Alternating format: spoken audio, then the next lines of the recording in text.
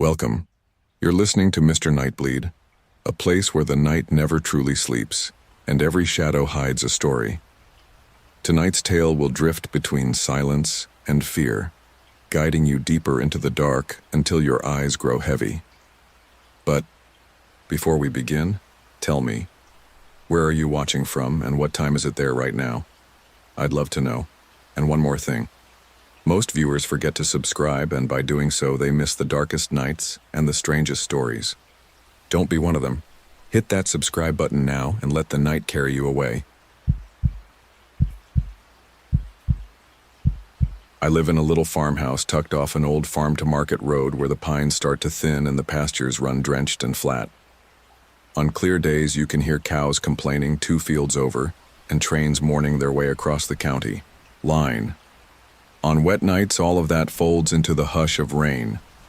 The roof is tin, patched in places with silver squares that catch the first light of morning. I've learned the rhythms of water on metal the way some folks learn a river. The first, shy taps, the sudden drum roll when a squall muscles through, the long sleep song that settles in after midnight. It was one of those nights, the kind where the air smells like wet cedar and a little like pennies. I'd made tea and left the kitchen light off so I could watch the lightning. The only lamp burning was the old one by the couch with the pull chain that clicks once for a warm glow and twice for a soft one. The dog, Minnie, who's mostly hound and hopelessly affectionate, had surrendered to sleep in a crescent by my feet. Every so often she made a small sound, the kind of contented woof that says all is well. In the distance, thunder unrolled, itself like a carpet. Crickets tried their best against the weather and mostly gave up. The rain touched the house as if it were reading a familiar braille. On the coffee table, the tea fogged my glasses. I set them higher on my nose and listened. The hour was easy. That's what I call it, when the world softens around the edges and the house and the person in it come to a truce. I could have drifted off right there, shoulder against the couch. Cushion, the lamp painting a little halo on the wall. The clock on the mantel ticked a modest, steady line through the quiet. That's when I heard it. At first I thought it was the gutters complaining or a stray branch fingering the siding, but it came again. 3 small knocks at the window. Not sharp, not even urgent. Soft, like someone practicing politeness. A courtesy at the glass. I didn't move, not at once. The window faces the porch, and the porch looks toward the drive where the rain gathers itself into thin, shining streams and walks off the boards in little curtains. It didn't make sense to knock. If you stood on that porch, in weather like this, your shoulders would be soaked through in seconds and nobody drops by at that hour anyway. Still, the sound came a second time. 3 gentle taps, then nothing but rain. Wind, I told myself, the way you speak to a skittish horse. The lamplight made the curtains into pale sails. Minnie flicked an ear, lifted her head once, and decided it was nothing. I took this as a vote. I didn't get up. I let the rain say rain things, and I let the house say house things, and eventually my eyes slid nearly closed. When the knocks came a third time, I felt it across my skin. 3 again, careful and spaced as though whoever made them had perfected the timing. I stood with the slow dignity of someone who does not wish to startle their own life. The cup whispered across the table's old varnish. The floor under the throw rug gave one of its grandfather groans. I moved to the edge of the curtain and pressed 2 fingers into the fabric to part it a thumb's width. Rain had draped itself over the porch in a continuous gray shawl. The light from the lamp threw my reflection faintly on the window, so I slid the chain and dimmed the room another notch. The yard beyond was all motion. The pine shadows seemed to kneel and rise. The porch light, a weatherproof bulb I'd bought in town, hummed faintly and pooled its tired yellow into the rain. Nothing else. No car at the end of the drive, no shape by the rail. The old chairs sat where they always sat, shouldering the dark like 2 patient mules. I listened. 3 seconds. 10. I counted breaths, watching the breath ghost the pain and vanish. Then the little knocks again. So soft they seemed to be inside me rather than outside. I flinched and blinked at the same time, a child's reaction, and felt a little foolish. Minnie had lifted her head now, eyes shining. Not growling, but not sleeping either. "Hello?" I said to the window. The absurdity of it made me smile, despite the prickle along my arms. "You picked a night." The rain answered. A truck passed far off, a smeared line of sound. I let the curtain fall back into place and put a palm to the glass. It was cool enough to sting, and it trembled minutely where the weather pressed its weight. If somebody had stood there, they would have been inches from me, separated by a thin, shivering sheet. The thought was intimate, unsettling, and not entirely unpleasant, the way a forgotten memory can warm and chill at once. I waited with the patience being alone teaches you. The clock scratched another minute into the room. Somewhere a drip found a new path and began counting down from the top of the frame to the sill. I told myself if it came again, I'd open the curtain wide, switch on the porch light, and meet it, wind or branch or neighbor with news. If it didn't, I'd take my quiet back and finish my tea gone lukewarm. The knocks came from the kitchen window. The kitchen sits around the corner past the little hall, 2 steps down. Without thinking, I was already moving, bare feet whispering, against the old pine boards. The house is small. You can carry a sound from one room to the next without losing it, but the angle changes your certainty. I stood with my hand on the doorway trim and listened. 3 taps like knuckles with manners. The porch doesn't reach the kitchen window. It looks out at the side yard and the low fence where honeysuckle climbs in summer. There's nothing to stand on under it but sand and weeds. The rain clattered on the tin awning above the back door, and every so often thunder wandered by, giving advice no one could hear. I turned the little brass switch. The kitchen light came up too bright for the hour, and the ceiling fan clicked, once as if clearing its throat. I went to the window and leaned close. Through the rain, the side yard was a gray wash. The fence sagged into the dark, like a gentle sigh. For a long moment, all I saw was the house looking back at itself. Then, the knocks came again, close enough to make me feel the glass change under my breath. I drew a circle with my fingertip on the fog. When I pulled my finger away, there was a fresher smear beside it that I had not made, like the heel of a small hand. Not big enough for an adult, and too low, right down at the bottom edge of the pane, near the sill, where only a child, or something, crouched would reach. My heart tripped and then corrected itself more out of curiosity than fear. A trick of condensation, I told myself. The kind of coincidence an anxious brain arranges like faces in clouds. "Hang on," I said to nobody in particular. I unlatched the back door, fought with the wind a moment. It tried to take the door out of my hand and stepped onto the small slab of concrete with the awning muttering over me. Cold rain bounced off my shins. The light I'd left behind made the yard shine as if it were oiled. I looked for footprints and found no clean marks, only the steady stipple of water. If anyone had been standing at the window, they'd have sunk the toes of their shoes into the sandy soil. There was nothing but the rain erasing its own history. A chime tinkled above my head. It's an old wind chime my aunt gave me. Cheap. Aluminum tubes and a wooden disc that darkened with weather long ago. In storms, it usually rattles a nervous song.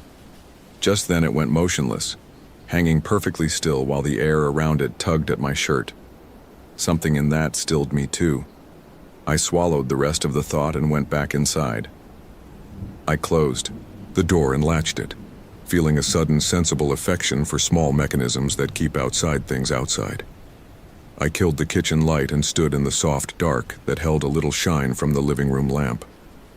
Then I heard water that was not rain, the sink. A slow, patient drip into a clean, empty basin. Drip, drip, drip. Every 3 or 4 counts the knock arrived, almost faint enough to doubt. Not quite. You'll think I was afraid, and I was, but only in the lightest way. It was the kind of worry that makes you tilt your head and listen harder, not the kind that makes you run. I turned the faucet to stop the drip. It kept on. I placed a sponge under it to muffle the sound. The knocks didn't care.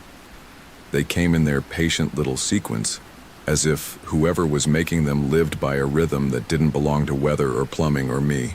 Minnie padded in and stood at my knee. She did not bark. She did not growl. She looked at the glass with the same attentiveness she gives to squirrels and to me when I'm slicing ham. I touched her ears. "It's fine," I told her, and she accepted that for the moment. The knocks moved.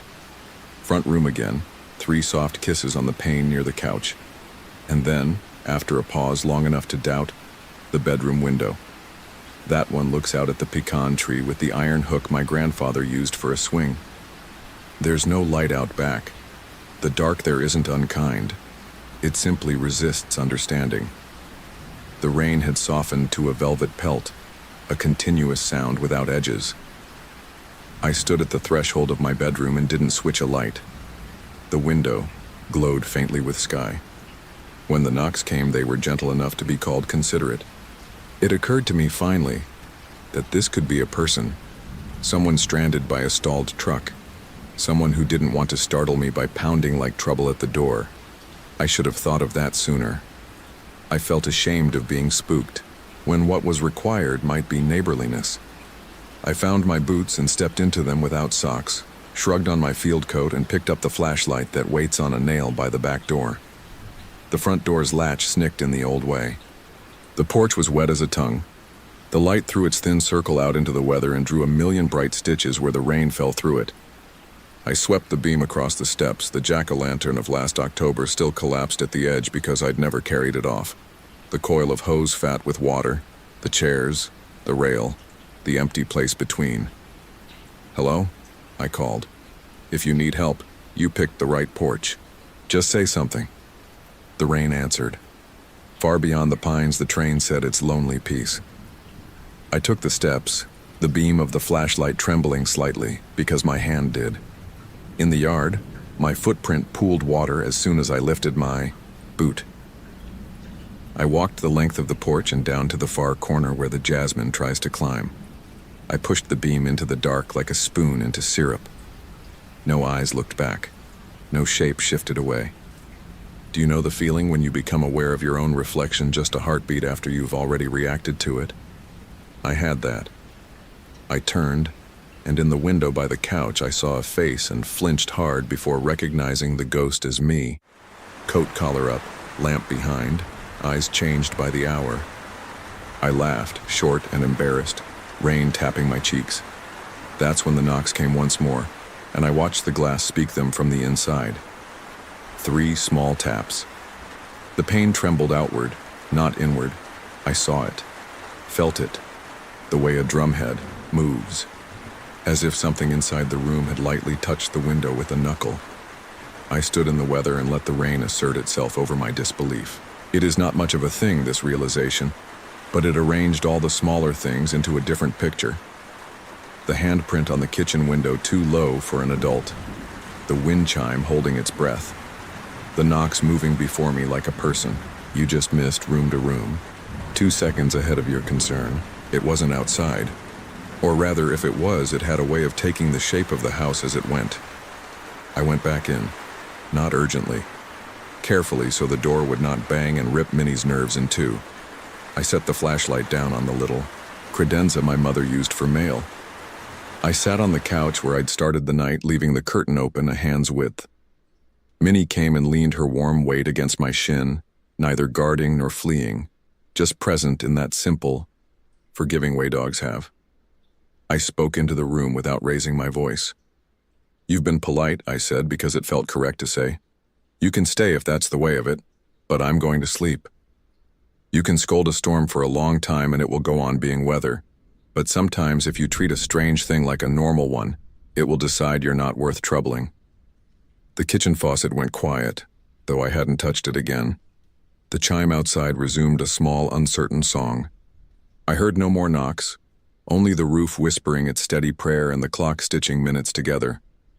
I slept on the couch with the lamp low and the curtain half open, and woke near dawn to a pale, usable light. The morning after a storm is like a kindness offered after an argument. The yard was strewn with small branches, bright and wet, like bones the rain had washed. I walked the perimeter of the house with my coffee. Mud clung to my boots in loyal cakes. At each window, I looked for the mark you look for when you expect a mark, and I found nothing but water's work. Only at the kitchen window did I notice, down at the corner of the pane where wood meets glass, a faint oval of dryness, as if something warm had rested there a long time while the rest of the glass wept.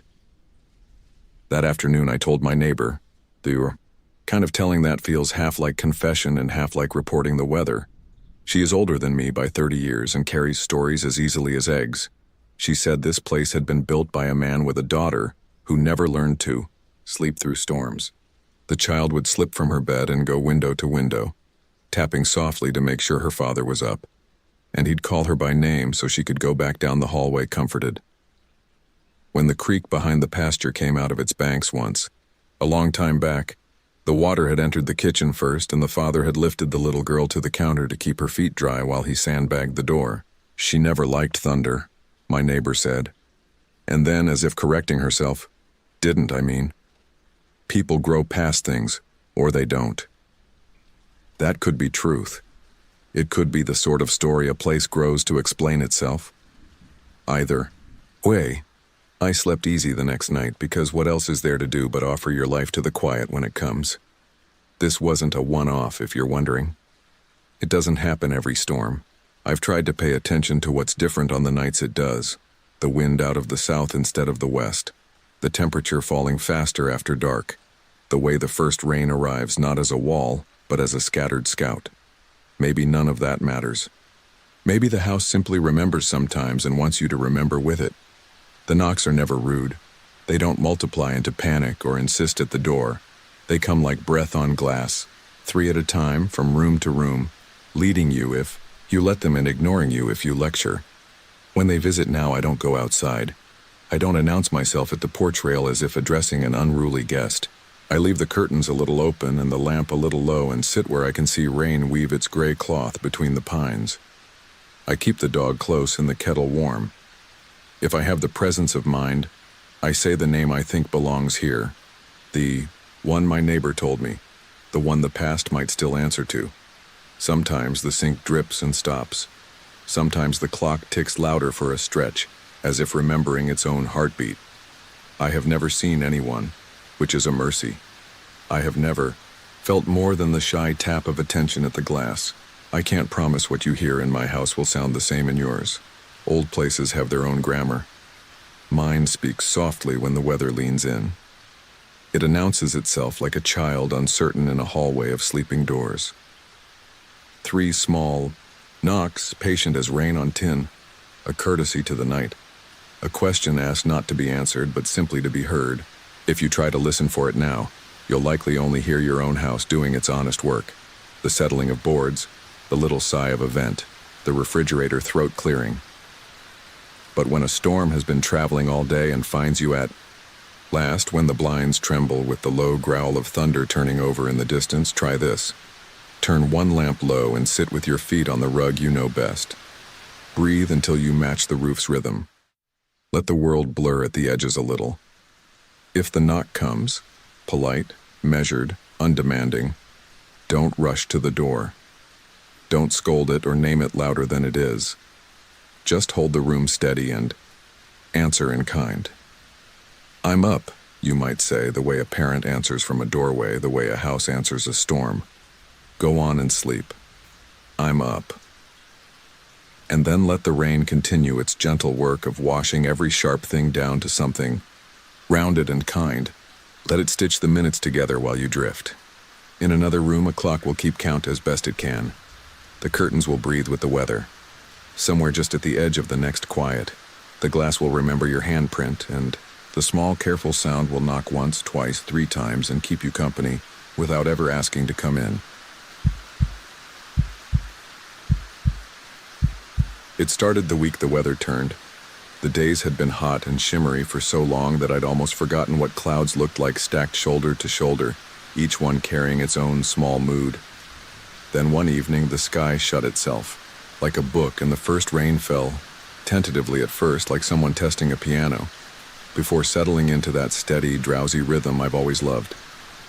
I had moved into the little house at the edge of town in late autumn, when the pecans along the fence were turning the color of tea in the air, even when still, felt like it was humming with change. The house is nothing special from the road, It sits back a little, with a long porch that droops at the corners and windows that look like sleepy eyes. But when you're inside on a rainy night, it feels like a listening place.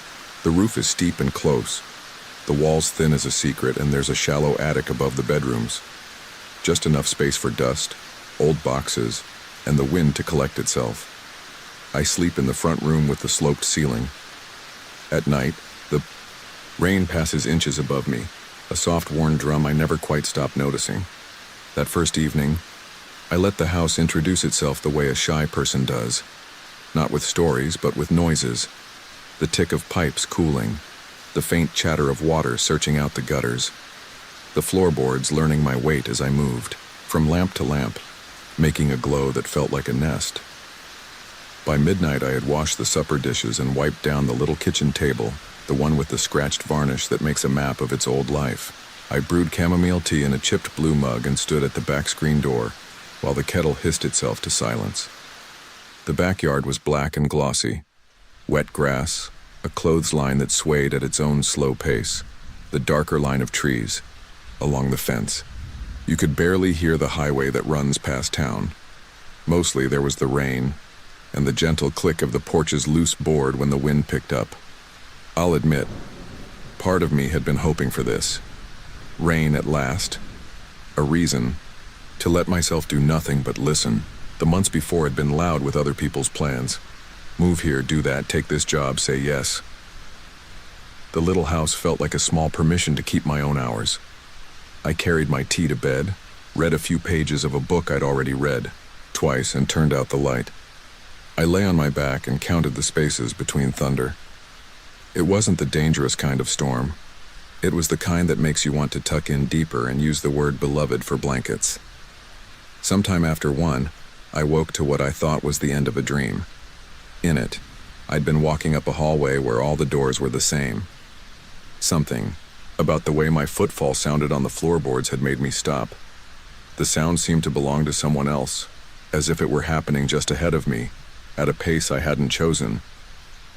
When I opened my eyes, the rain was still there, still steady, still speaking in that low way roofs do, but beneath it, or within it, as if carried like a note in a chord, I heard a single deliberate creak from the attic.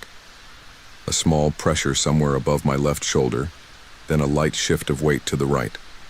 The kind of sound that makes you picture a person turning around thoughtfully in one place. I didn't move. I listened. The house listened with me. There was another creak a few heartbeats later, and then nothing new. Only rain. If you've ever lived alone in a new place, you know the argument that starts in your head when you hear something your brain wants to label. Squirrel. Old joist settling. The ghost of a roofer who left a bucket up there and brought his patients back to find it.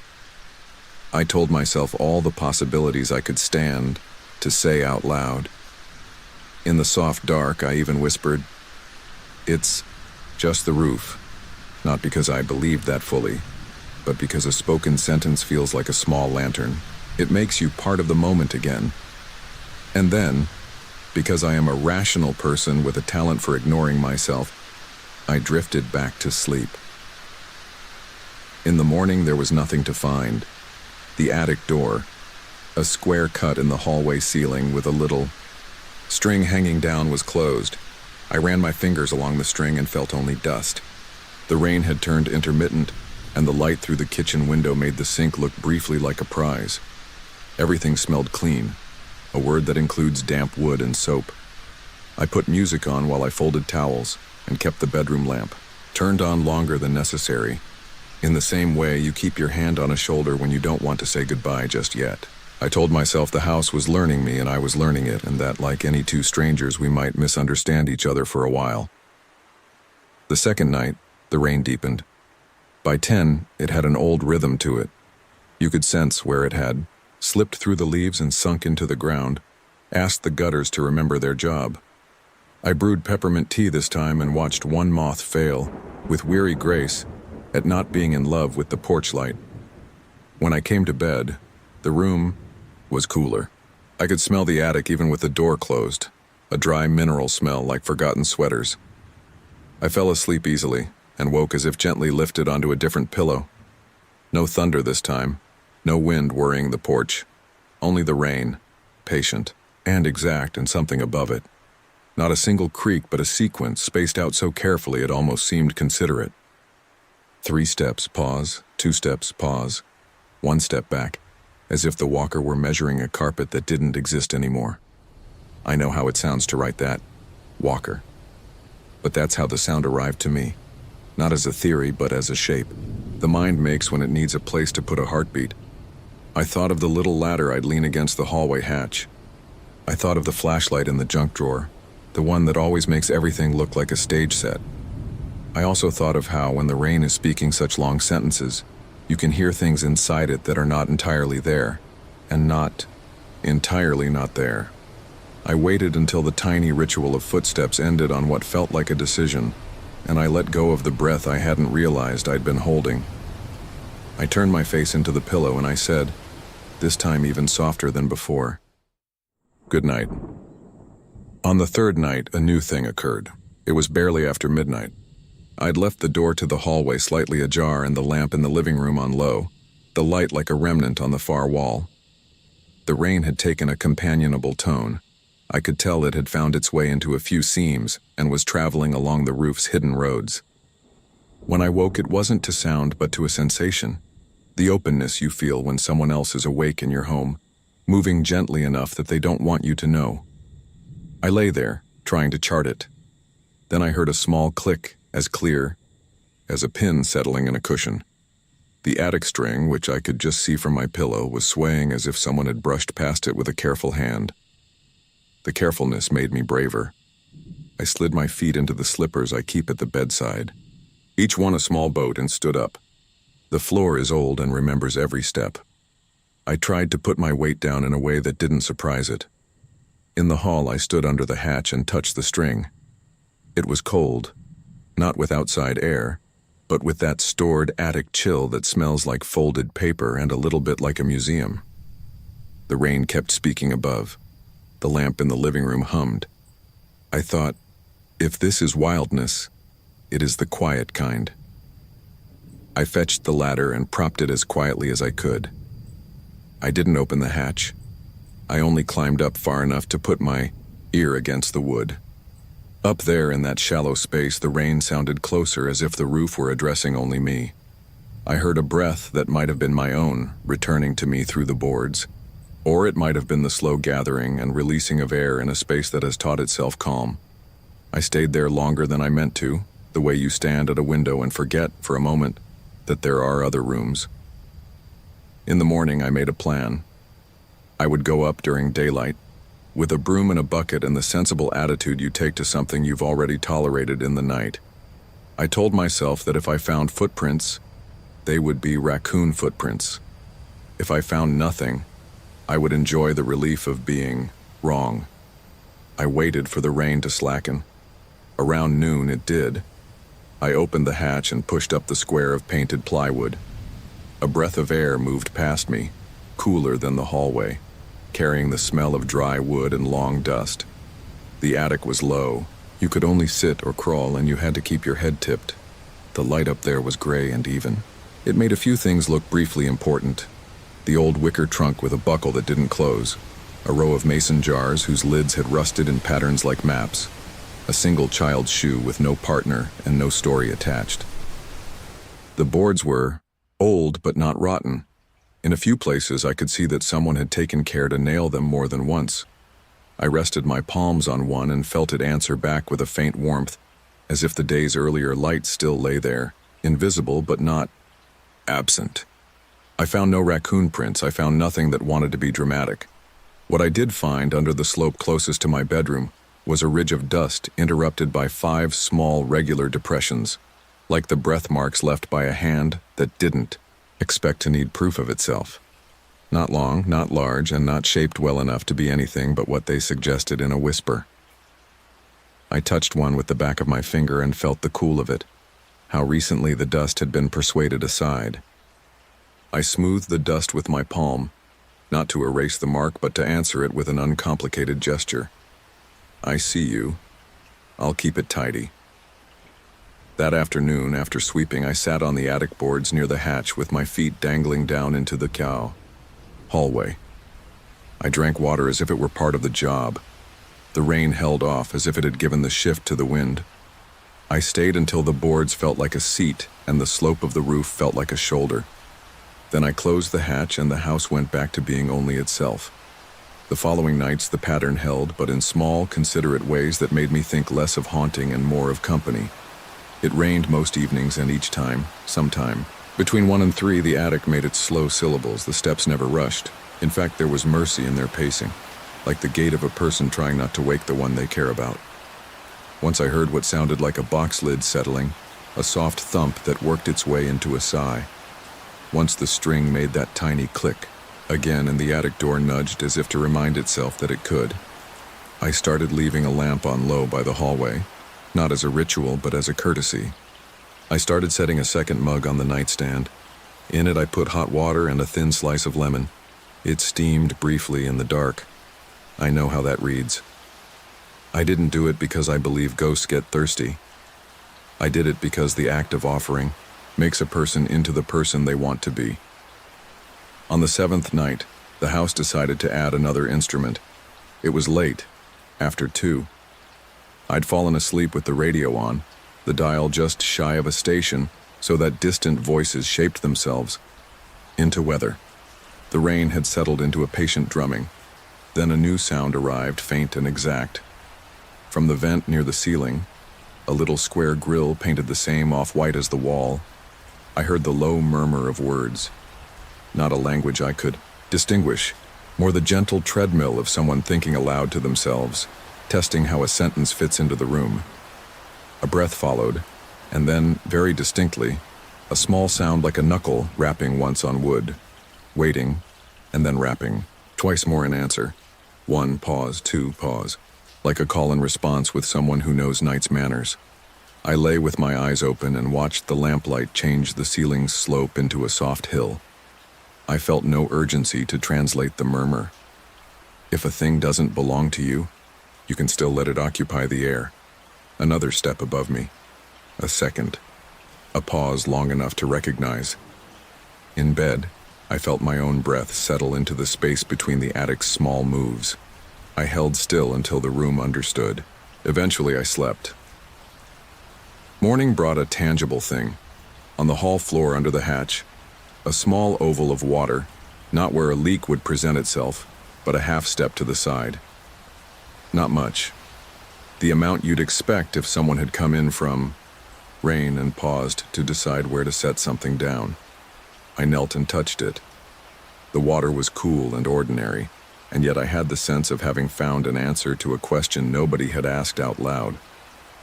I mopped it up with a folded cloth, and, though it made me feel slightly foolish, I said, "I'll put a rug here," and did. The closest the experience ever came to frightening me happened 2 weeks later.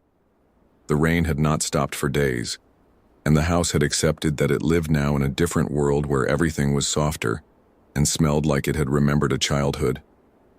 I woke to a weight at the foot of my bed. Not a heavy weight. The kind of pressure a cat would make, settling onto a quilt, only there's no cat in my life. I lifted my head. In the dim light, the quilt showed a shallow dip that deepened and then released, like someone had set a memory there and then thought better of it. Above me, the attic offered up a sound so brief I might have invented it. A foot held mid-step, then lowered carefully back to where it had been. I was very awake in that exact way you only get once in a night. I chose my next action like you choose a word you'll have to stand by. "I hear you," I said. "It's all right." The house exhaled.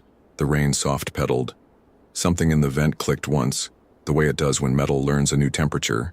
The weight at the end of the bed lifted, or rather, the idea of weight let go of me, and all at once the room seemed to take a tiny step back to make itself larger. It wasn't frightening.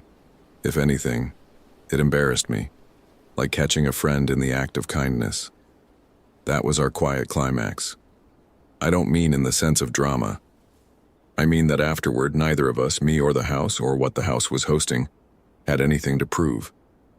I went on making tea and keeping the lamp low and listening for the rain's change in tone the way you can tell a person's mood by their footsteps in the other room. And the attic went on doing whatever small work had drawn it back to its circuit. The steps grew less frequent, and then more, and then less again. In that way, weather has of telling you nothing you can use to plan. A few times on bright afternoons, I opened the hatch and went up with a cloth and a little basket. Of order. I dusted, not very well, and told the space what I was doing. Here, I would say, like a parent showing a child where the mittens go. This is better. Once, under the lowest edge of the roof, I found a photograph. It was the size of a postcard, its edges scalloped, the surface cloudy with whatever paper does when it remembers that it came from a tree. The picture showed the house 40 or 50 years ago. The porch was straighter. The front yard had a radio tower of a television antenna. In one window, the curtain was the kind of lace that manages to be both fussy and plain, depending on the light. Only one person appeared, a man on the steps looking at the camera with the polite firmness people used to bring to photographs. He held a hat in his hand, not in the manner of a greeting, but the way you hold an object when you are finished with your day and not yet finished with yourself. On the back, in a neat hand. For nights you can't sleep. I set the photo on my dresser by the little clock that gains a minute a week. I didn't frame it. It didn't want that. It wanted to lean there, looking both like itself and like a window at the same time. I don't know if the man in the picture had anything to do with the attic steps. I don't know if his was the weight at the end of the bed or the breath that traveled once, so softly, through the vent like a person testing whether their voice would be admitted. I don't know if the small oval of water on the rug was a sign or a misunderstanding of ordinary physics. The truth is, I am not interested in pinning the story down so tightly that it can't move. Some things, I think, prefer to be heard the way rain prefers roofs, at a remove that makes music of it. As the season changed, the attic quieted. In the dry months that followed, I'd wake around 2 and hear only the night's own small inventory. A cricket insisting on its own importance, the distant sway of a truck on the highway, a neighbor turning in bed, communicated to me through wood and dirt and the gossip of pipes. On those nights I would sometimes miss the steps, which is a strange word to use for something I never fully invited. But you can get used to anything that means you no harm, if it comes gently enough and often enough in the hours when you are most yourself. Every now and then, when clouds return and the roof begins its soft conversations, I'll feel the house. Remember. The string under the hatch might make its little click. The vent might release a sigh or gather one in. Once, just once, a month after the photograph appeared, I heard the 3 and 2 pattern again, patient as ever. I lay in the dark and let it braid itself into the rain. When it ended on the same quiet decision it always chose, like someone taking their hand off a door they didn't need to open. What stays with me most isn't the stepping, or the wet oval on the rug, or even the small weight that came and went from the end of the bed. It's the feeling I had in those nights of being watched over by a presence that didn't want to be seen, not because it was shy or cruel, but because watching was its way of staying. There's a tenderness to that kind of haunting, a respect.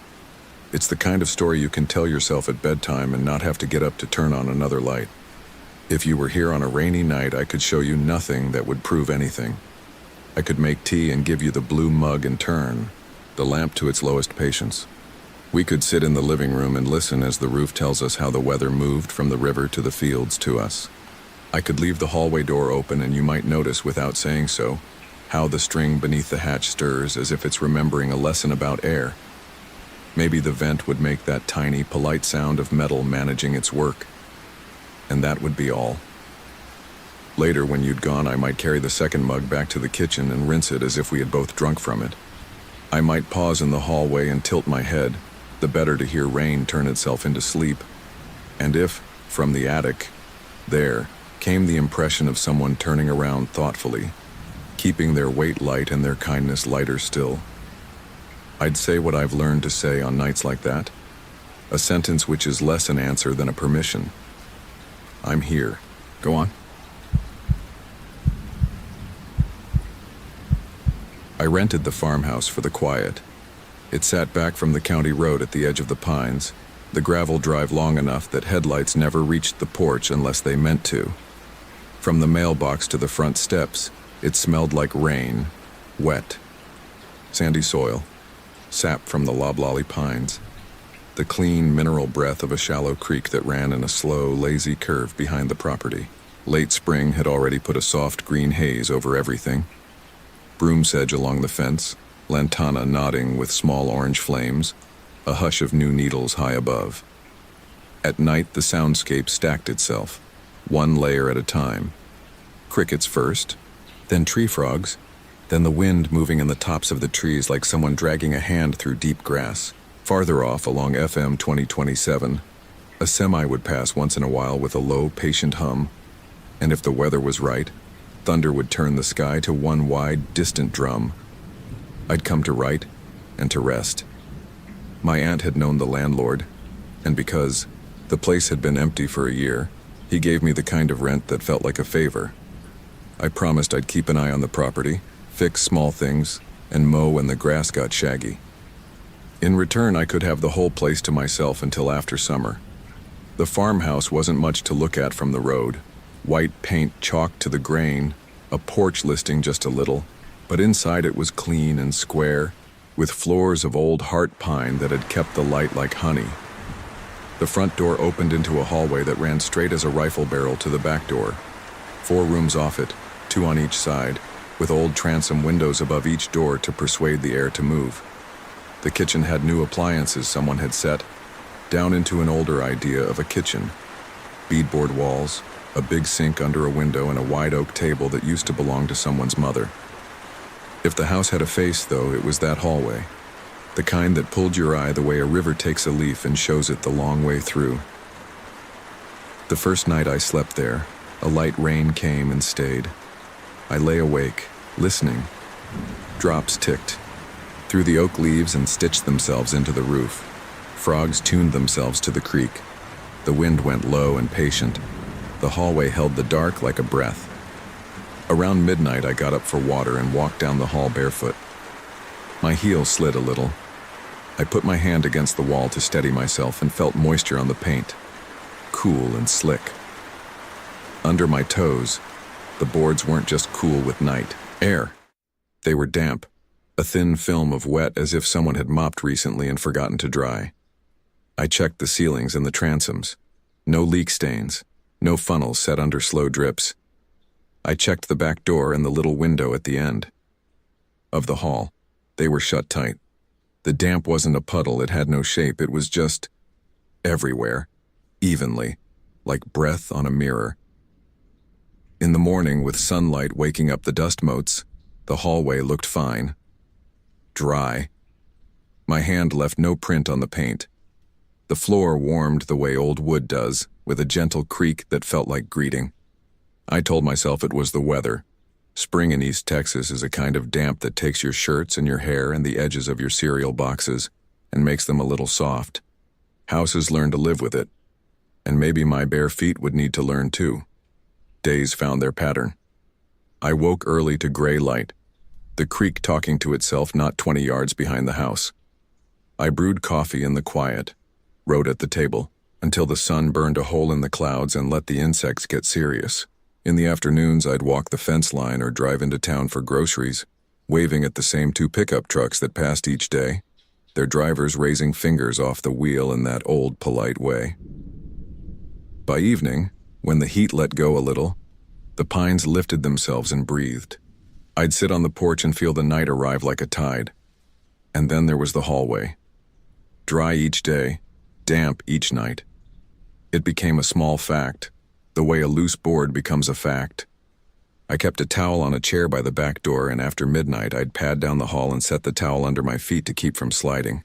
In the dim, the transoms made little blue squares. Once I stood there with the hall behind me and the little window ahead, and I could have sworn I heard a murmur that wasn't crickets or tree frogs. It was so soft I had to still myself to hear it. Not words exactly, not even a melody. More like the sound you hear when you put a shell to your ear, the idea of a sea you've never seen. I checked the roof after the second night, It was sound, patched in places but tight. The landlord, when I called, said, "That old place breathes odd sometimes.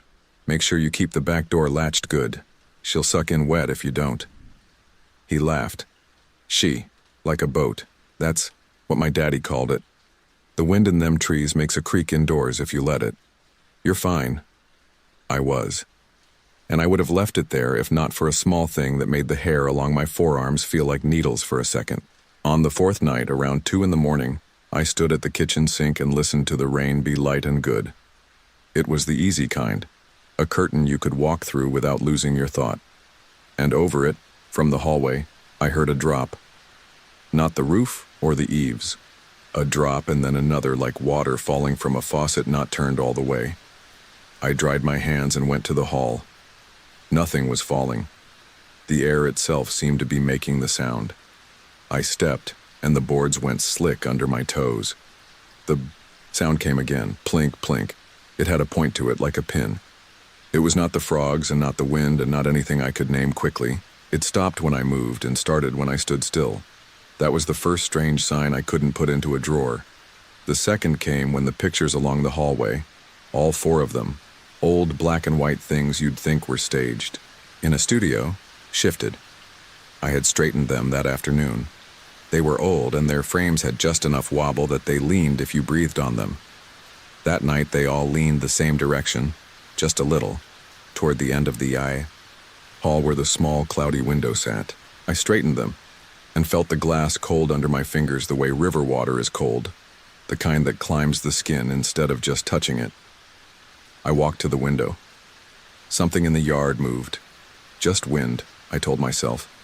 Sweet gum leaves, flipping to show their pale bellies, and I let the curtain fall back.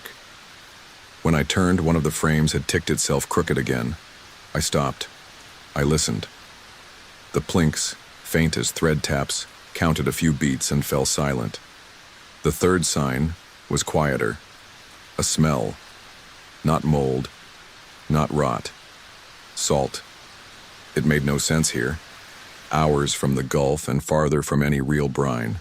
But there it was. So faint it could have been imagined, sitting low in the hall like a memory. The creek behind the property was fresh and thin, with minnows and the occasional turtle. But when the night went deep and the rain kept up, that smell would come and I'd taste it in the back of my throat like the word for a place I couldn't point to on a map. If those signs could be shrugged at, the fourth could not. I'd had enough of the damp, more for the curiosity of it than any real discomfort. So I put down old towels along the length of the hallway, all the way down to the little window at the far end, and I left a dry baking sheet in the middle. An old trick, to catch drips. I took a picture with my phone before bed just to have maybe a joke to show myself later when I was making too much out of the ordinary. When I got up around 2, the way a person does for no reason except that it feels like someone has said their name, I stepped into the hall and knew before I touched anything that the towels were heavy with water. You can tell by sound and by weight. A wet towel sits like a sleeping animal. The baking sheet held a circle of water a finger deep, and there were marks, not footprints, not handprints, something more hesitant than that. The towels bore darker ovals as if a person had placed their palms there, not to move forward but to hold themselves still. There were 4, spaced too close together to be hands and feet, too far to be a small animal's. They made their way from the back door toward the center of the hall and stopped there. The floor around the baking sheet was spattered not in the pattern of an overhead drip. It looked more like something had shaken itself gently and then gone very still. I am not dramatic by nature.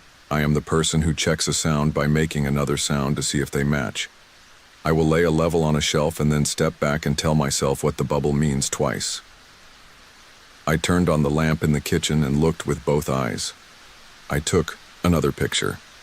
I pressed my hand to the wall and it came away wet with cool, clean water. I touched the water in the baking sheet and held it to the light. It wasn't brown or rusty or green. It didn't smell like anything. I put the baking sheet up on the table and sat down. The clock on the stove said 2:17 a.m. The number stuck with me. Not because it was special, but because the small, neat 7 had burned itself into the green digits on all the clock radios I grew up with. because my father used to wake it too, and I used to hear him standing in the kitchen in the dark, patient as he always was, because sometimes stick for no reason but their sound in the mouth. 2:17.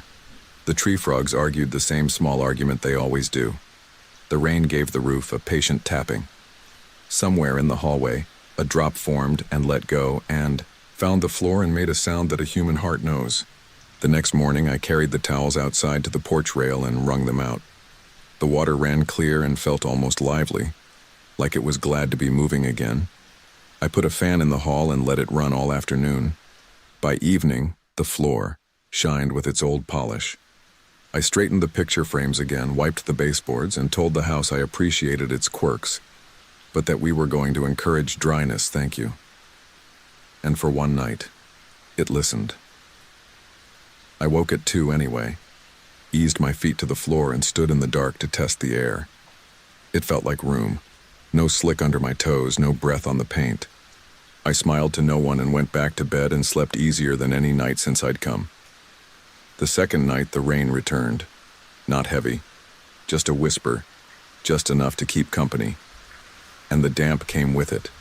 The faintest film first, then enough to turn the floor uncertain again. The hall was a place that wanted water. I could feel the way it collected it, as if it had an idea about where it longed to go. The pictures listed to starboard. The little window at the end made a shape on the floor like a coin. The air went cool and then a little cooler. I decided, for no good reason except that I was curious and maybe a little proud, that I would stay up in the hall and watch. If there was a leak I hadn't seen, I'd find it. If the air was condensing on the paint in a way I could coax to stop, I'd figure it out. I turned off every light. I took the chair from the kitchen and set it in the doorway of the second bedroom on the right, where I could see 40% of the hall one way and 60% the other. I put a towel at my feet. I put the cold baking sheet beside me on the floor. The house settled its bones. The rain made its long, regular applause. At 2:10 a.m., the frogs sounded a little too loud, and then a little too quiet, the way a crowd does when someone stands up and they aren't sure whether to laugh yet. At 2:14, the tree out back, one of the sweet gums, shifted and gave itself a shake, sending a soft patter of water off its leaves that looked like a small, temporary fog in the porch light. At 2:17, the air in the hall gathered itself like a small tide. I don't know how to say it better than that. It went from room air to something that had a direction from nowhere to forward. The damp rose from the floor as if that was how it always wanted to be. A drop formed on the baseboard halfway down and let go. It struck the floor with that neat, bright plink. The sound made a shape in me, something like recognition and something like grief. I closed my eyes. It seemed like the right thing to do. With my eyes shut, the whispering came back. Not voices, not really. The suggestion of them. The way a lullaby sounds through a wall if you're just waking and haven't remembered which house you're in. I could not make out words. It wasn't English or not English, it was the sound you make when you are trying to comfort someone without waking them. I felt it pass me, felt something like cool air brush my arm, the kind of cool that has weight to it. The floor seemed to give a little, as if a person had stepped near and put their weight where my weight wasn't. I opened my eyes. Nothing stood in front of me. The chair creaked because I'd made it creak. The pictures leaned the way they had decided to lean. Another drop formed and fell. And then, before my eyes, the damp notched itself along the floor in a long, shallow, hourglass curve. It wasn't quite a shape, but it was not random either. If someone had traced the edge of a small boat where the keel meets the water and then made a ghost of that line out of wet, it would have looked like what I saw. It sat for a few breaths and then spread and smoothed and was gone into an ordinary, even film. I don't know why I said what I said then, but it felt like I had been waiting to say it for days. I said, "I'm here." A tiny sound answered, from low along the wall, as quiet as the last line of a prayer. It didn't say anything I could retell, but being alone and being not alone are versions of the same room, and I was, for the span of a slow heartbeat, not alone in a gentle way that made the hairs on my arms lift and lie back down again. I put my palm flat to the baseboard, Someone somewhere else placed theirs flat over mine. The pressure was not pressure, it was temperature and a kind of intention. The cool was not cold, it was the cool of well water. "I'm here," I said again, because in some places you repeat yourself to be kind. Something in the house exhaled, not a sigh. Something that had borrowed air gave it back. The water on the floor gathered like dew along a spider web and pulled itself toward the far end of the hall where the little window sat like the eye of a needle.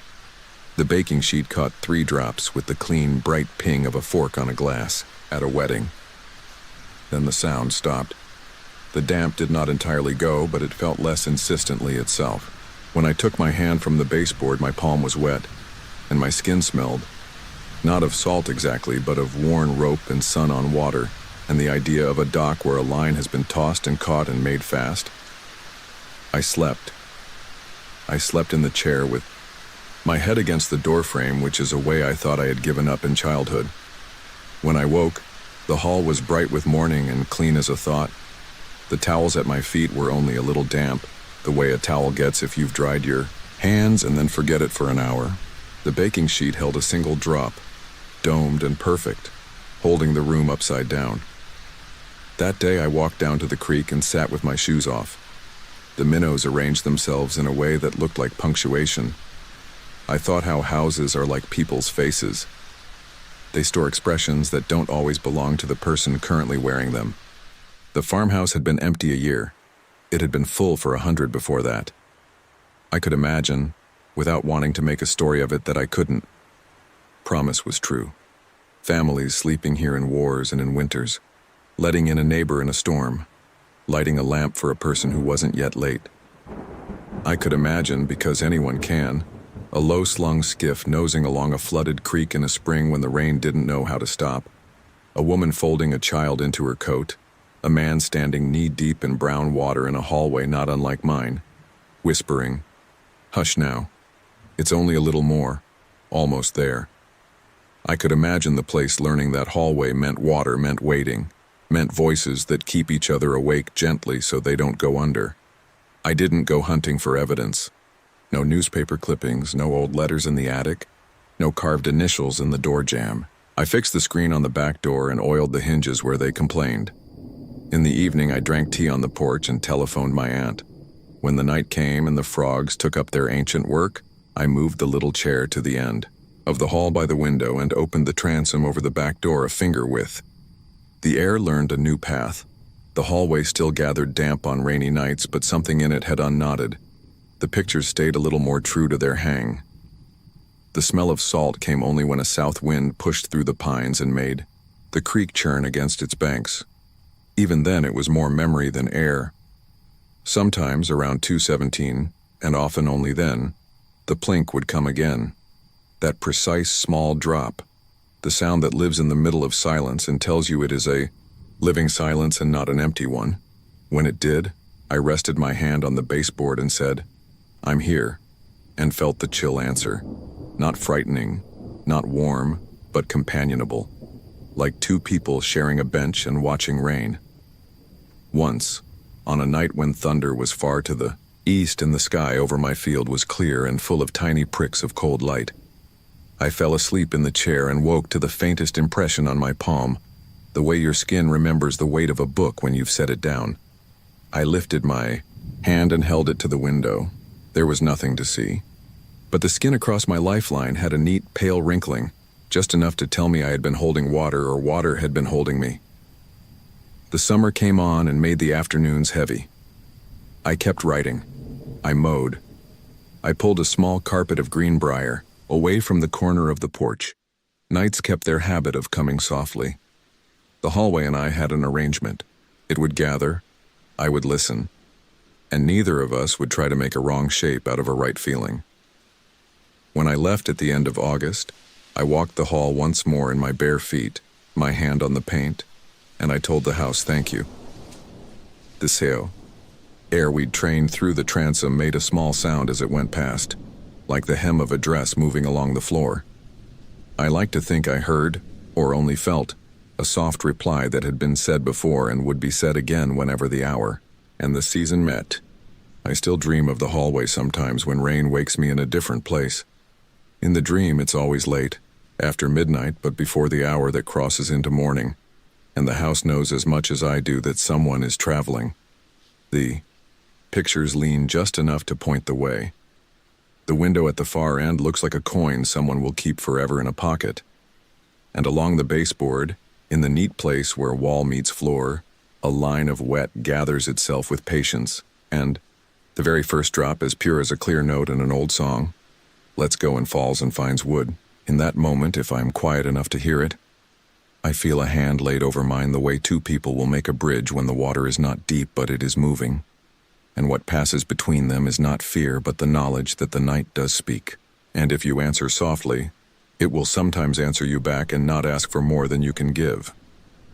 It is not a story with an explanation. It is not a warning or a legend or a lesson, not exactly. It's a hallway that stays damp when the world is damp, and in that damp, when the clocks find the same number they always do, there is a whisper that sounds like care, which is another word for someone staying awake with you a while so you can sleep. I don't know who taught that hallway to hold water like a memory. I only know that when I was the one there to listen, it did not ask me to be brave, only to be present. And that, more than any answer, is what I carry with me when the rain starts and the house makes its thoughtful seams and the night, older than whatever I am, sets its slow hands upon the hour and waits. The night the storm came in off the bay, I had the house tucked in quiet like a sleeping thing. I'd spent the evening going room to room, tightening the old brass latches on the windows, drawing the hurricane shutters, laying towels where the sills always wept. The screen porch clicked faintly as the wind found it and worried at the mesh. The marsh grass across the road lay down like a field of animals, all facing the same direction. A pale glow hung behind the clouds where the highway and the shrimp docks might have been if the rain weren't stitching the dark shut. It was late autumn, the kind of cooler Gulf night that still smelled warm, wet rope and salt and green things bruised by water. The radio said the worst of it would unspool after midnight. Tide pushing against tide, gusts like freight trains, thunder moving in a long, slow caravan from the southeast. I made tea and left the kettle on the back of the stove, heat low, as if the house itself needed something to sip. I wrapped an old quilt around my shoulders and sat in the shallow lamplight, listening the way you listen to a sleeping child. Not worried exactly, but fully tuned to every small sound. I'd been alone out here a while by choice. The stilted house hunkered over the ditch and the palmettos like a bird perched on its legs. When the wind came off the water, the whole place sighed and leaned and righted itself like a skiff shouldering a swell. My father used to say that kind of motion was good. It meant a thing was built to live. He kept an old yellow slicker on a hook behind the door and would tap the buttoned cuff with 2 fingers and say, "Hold fast." He meant it about rope knots and patience both.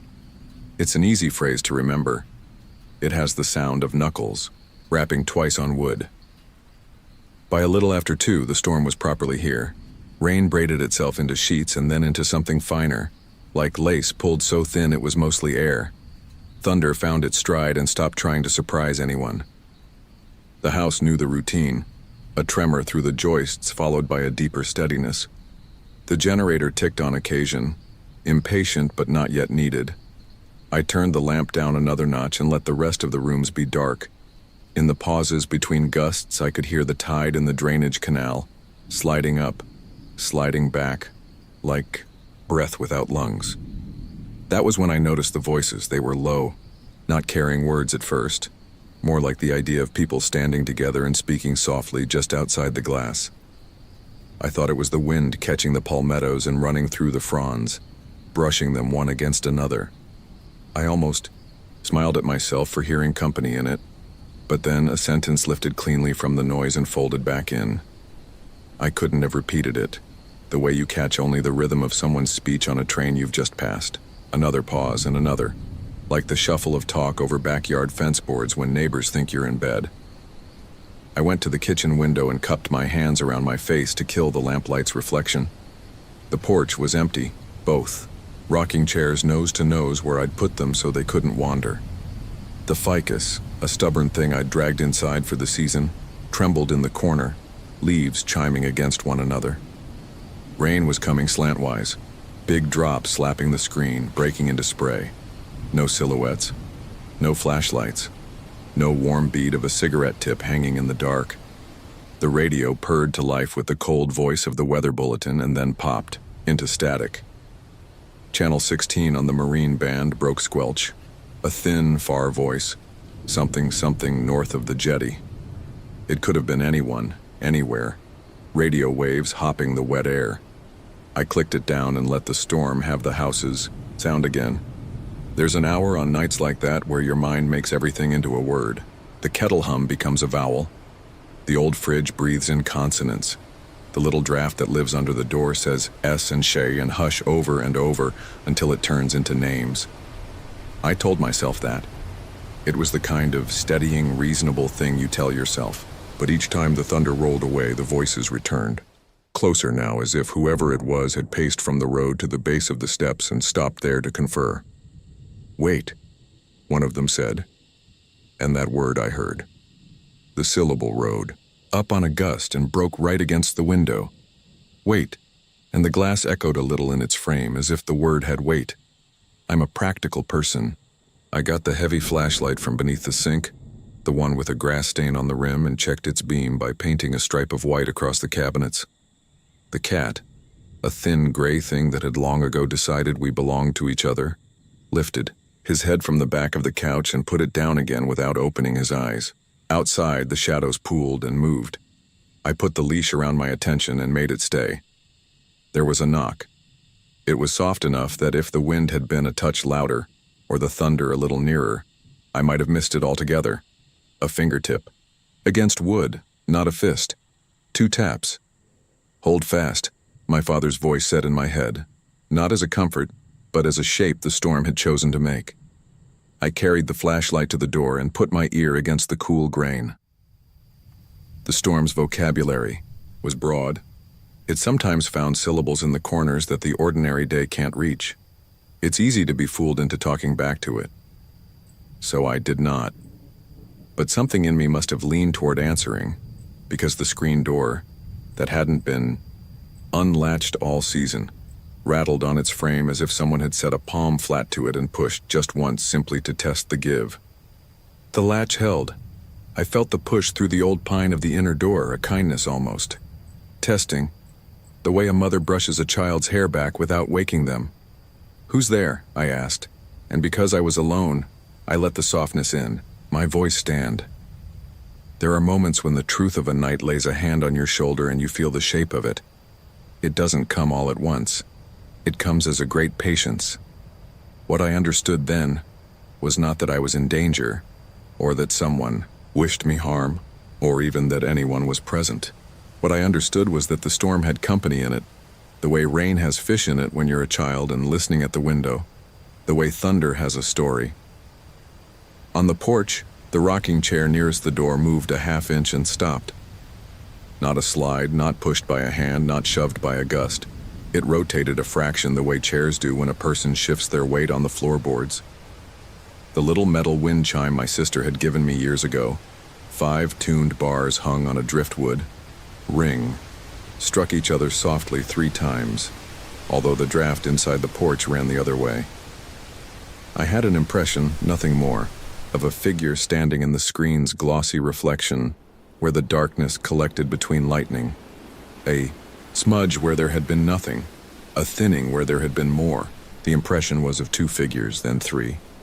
Or it was only the world moving as I watched. The voices came clearer, and I recognized their cadence. This is a strange thing to try to explain, but I'll try. You know how someone says your name from another room, and there's a set of footsteps you can identify just from the sound they make in the hall? The voices had that quality, the sound of folks who knew the house. Not in their words, which were few, but in the way they rested, between them. The way they seemed to find the places where a person might stand to be out of the wind while speaking. Beyond the screen, words lifted and fell, never quite found, like shells picked up by the tide and put down almost exactly where they began. A pale green flash lit the clouds sideways, and every edge in the room sharpened. When it faded, I'd set the flashlight on the table and put both hands on the door, as if at any moment someone would press from the other side and I'd take their weight. It was then I noticed drops of water sliding from the gap under the door and gathering into a small, neat oval on the rug. The screen door was latched. The inner door was shut. Yet water gathered, and in it the faint shape of a footprint formed, a fisherman's boot, narrow heel and round toe, then blurred into shine and lost its edges. I don't drink. I don't take anything that would lead me by the nose into dreams while I'm awake. I say this to make plain what I saw, as plain as I can. If the night had wanted to frighten me, it could have. Instead, it wore itself down at the edges until I felt as if I had been up too long, and the quiet part of the day had padded up beside me to ask a small favor. I unlatched the door, not the screen, just the inner door, and opened it half a hand. "Are you out of the weather?" I asked, and I found I meant it exactly that way.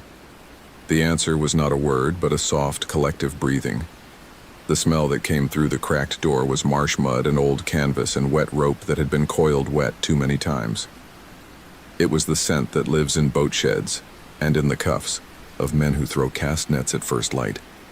My father's slicker had smelled like that on winter evenings when he came through this same door, laughing at how the rain found him no matter what way he walked, tapping the buttoned cuff twice and saying, "Hold fast," before he hung the coat on the hook.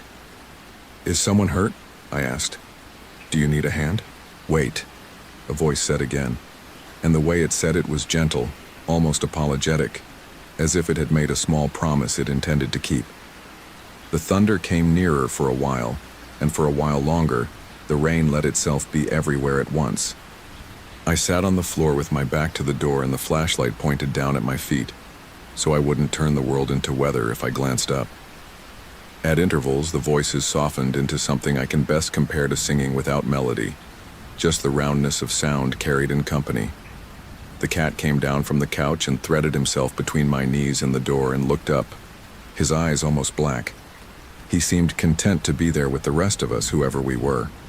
At 3, the generator kicked properly, and the lamp on the table raised itself by a breath. The radio, unasked, woke and hissed to a station I never listened to. A newsreader stumbled through words about a downed power line somewhere far away, and then a song from 20 years ago spun into the room, the chorus like rain. I reached up and turned the knob until it clicked, and in that small silence, the voices gathered themselves into something like a sentence. "Hold fast," they said, not in my father's voice, not in any one voice at all, but in the place of his voice, the space where it would have been if he'd been there to say it. "If I tell you," I cried, "it's not because I was frightened. It's because that phrase on that night in that house was a key in a lock I hadn't reached for in a very long time." I leaned my head against the split in the wood where the grain always felt like a river under skin and let the storm do the rest of the talking. Time stretched out and took its ease. The thunder moved off in careful steps. The rain thinned, then silked, then fell away in a long last curtain. The wind remembered itself and lost interest. The voices never raised themselves or reached for effect. They went on speaking in that low, companionable way that people do when the hard work is over, and nothing remains but to sit a while and be with one another. Somewhere toward dawn, I must have dozed with my cheek on the door. I woke to the quiet you only get after a heavy rain, the world soft as a wrung-out cloth. The air in the room was a touch cooler and smelled of washed wood. Outside, a waterlogged pallet bumped softly against the pilings. A gull called once and thought the better of it. When I opened the door, the screen lifted and set itself again, on its hinges like the breath of a sleeper. The porch was slick and clean, in that way storms can make things clean even when they've been unkind. A single reed had threaded itself through the chink between floorboards and stood upright, beaded with drops. The rocking chair was not where I'd left it. It had turned a quarter toward the marsh, as if the person who'd been sitting there had stood and faced the softening sky for a spell. On the inside sill of the window beside the door, atop the neat puddle my towels hadn't caught, lay a brass button greened by time. It had the impression of an anchor pressed into it, worn almost smooth. The back showed the ghost circle where threads had once run through. I touched it and my finger came away damp and faintly slick with weathered metal. I could tell you that the button had been my father's, but I can't prove that. I could tell you it had ridden some current out of the past and found its way back on that particular tide, that particular night, because the storm had opened a door wider than my own and let something through that was bone-deep familiar. I could tell you that, and I would mean it, but meaning isn't proof. The proof I had was an ordinary thing on an ordinary sill, and the way my hand shook and then steadied when I picked it up. Later, after the day drew itself up and went about its business, I walked down to the edge of the canal. Debris had gathered in the elbows of the bank, palmetto fronds, lengths of dock, a child's blue bucket, a crumpled plastic bag balled around a bundle of grass. The world turned out to be all drift and arrangement again, exactly as it had always been. I stood there with the button in my pocket and watched a mullet nose the surface and disappear. Watched a heron step into its long, slow morning. A neighbor's truck eased down the road with its wipers wagging and the driver lifted 2 fingers from the wheel, the way we do out here to say we've seen one another and that is enough. If you ask me what really happened, I will tell you this. On a night of wind and rain, through the roar of it and through the steady quarters of thunder, low voices rose and fell as if someone was speaking right outside my door. They used a word I knew, a word that fit the house and the history of the hands that had built it and the weather that had shaped it. I opened the door a little, and nothing bad happened. The storm sat on the porch with me until it was tired of itself, and then it moved along. For a week afterward, the house seemed to remember a softness it hadn't carried in years. Floorboards that usually complained fell quiet. The cat slept on the mat by the door, as if it had found a warm ghost there and wanted to share. When I went to hang my jacket, I left a space between it and the empty hook to its right where my father's slicker had lived. It's foolish, I know, to make room for things whose shape you can't keep. But I did, and I do. Sometimes, on other windy nights, I think I hear them again. Not with the same clarity, just a murmur braided into sound. It's easier now to let it be what it is. It's easier to sit in the lamplight with a cup of tea and listen without trying to pull words out of weather. The house groans. The marsh breathes. The screens shiver. The world talks in the way it does when it's too big to make sense. And if, out of that, something rises that feels like company, I let it sit a while. I set a second mug on the table, without remarking upon it. I sleep well, knowing some nights have more in them than we've learned to name, and that sometimes the small, steady words are the ones that reach us. If you ever find yourself out here with the rain coming on and the thunder walking its slow rounds, you might hear them too.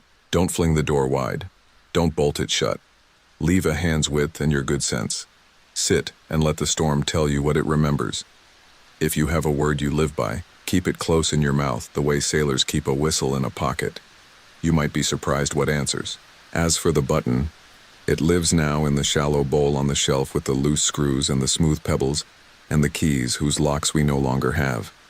Sometimes by the window, the morning light finds it and brings up the ghost of the anchor, and the green looks almost like the bay under cloud. I touch it when I'm passing, not to summon anything, not to prove anything, just to feel the cool, small shape of it. It is ordinary, and, for me, that is the strangest and most comforting thing of all. In the end, the storm left me a thing that sits in my hand and doesn't explain itself. The house keeps its quiet. When the wind rises, the chime gives 3 soft notes as if someone has stepped out onto the porch and turned the chair to see the weather coming. And I hear, in the hush between one sound and the next, the same old gentle instruction. Hold fast.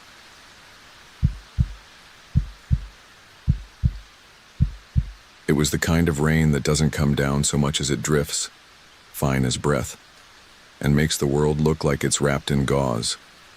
I had been driving for hours beneath it, wipers keeping time like a sleepy metronome, tires humming over the blacktop in a steady lullaby. Late spring had come soft that year. Warm air, crickets loud in the ditches, the smell of wet grass rising from fields that rolled and dipped away into the dark. By the time I saw the gas station's pale canopy glowing through the mist, it was well past 2 in the morning.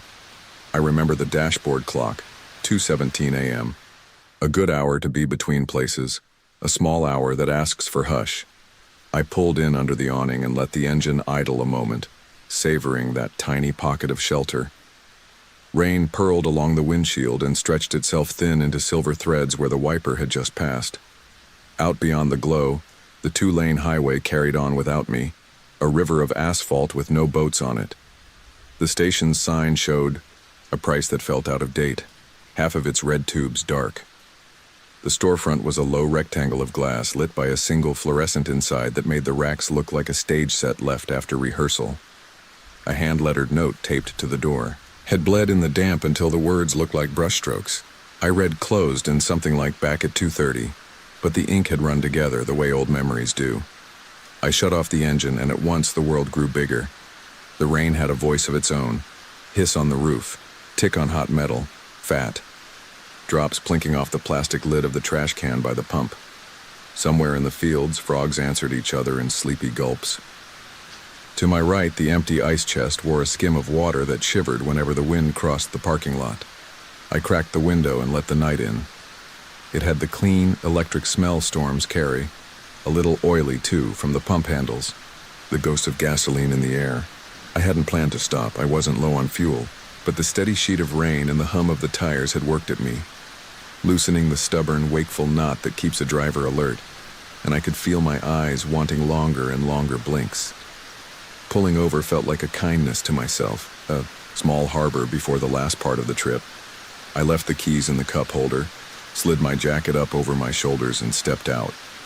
The rain was fine enough that it found every seam in my clothes, but under the awning it was just a dampness. On my face, a cool hand. The concrete was dark with water and I walked slow, watching for slick patches.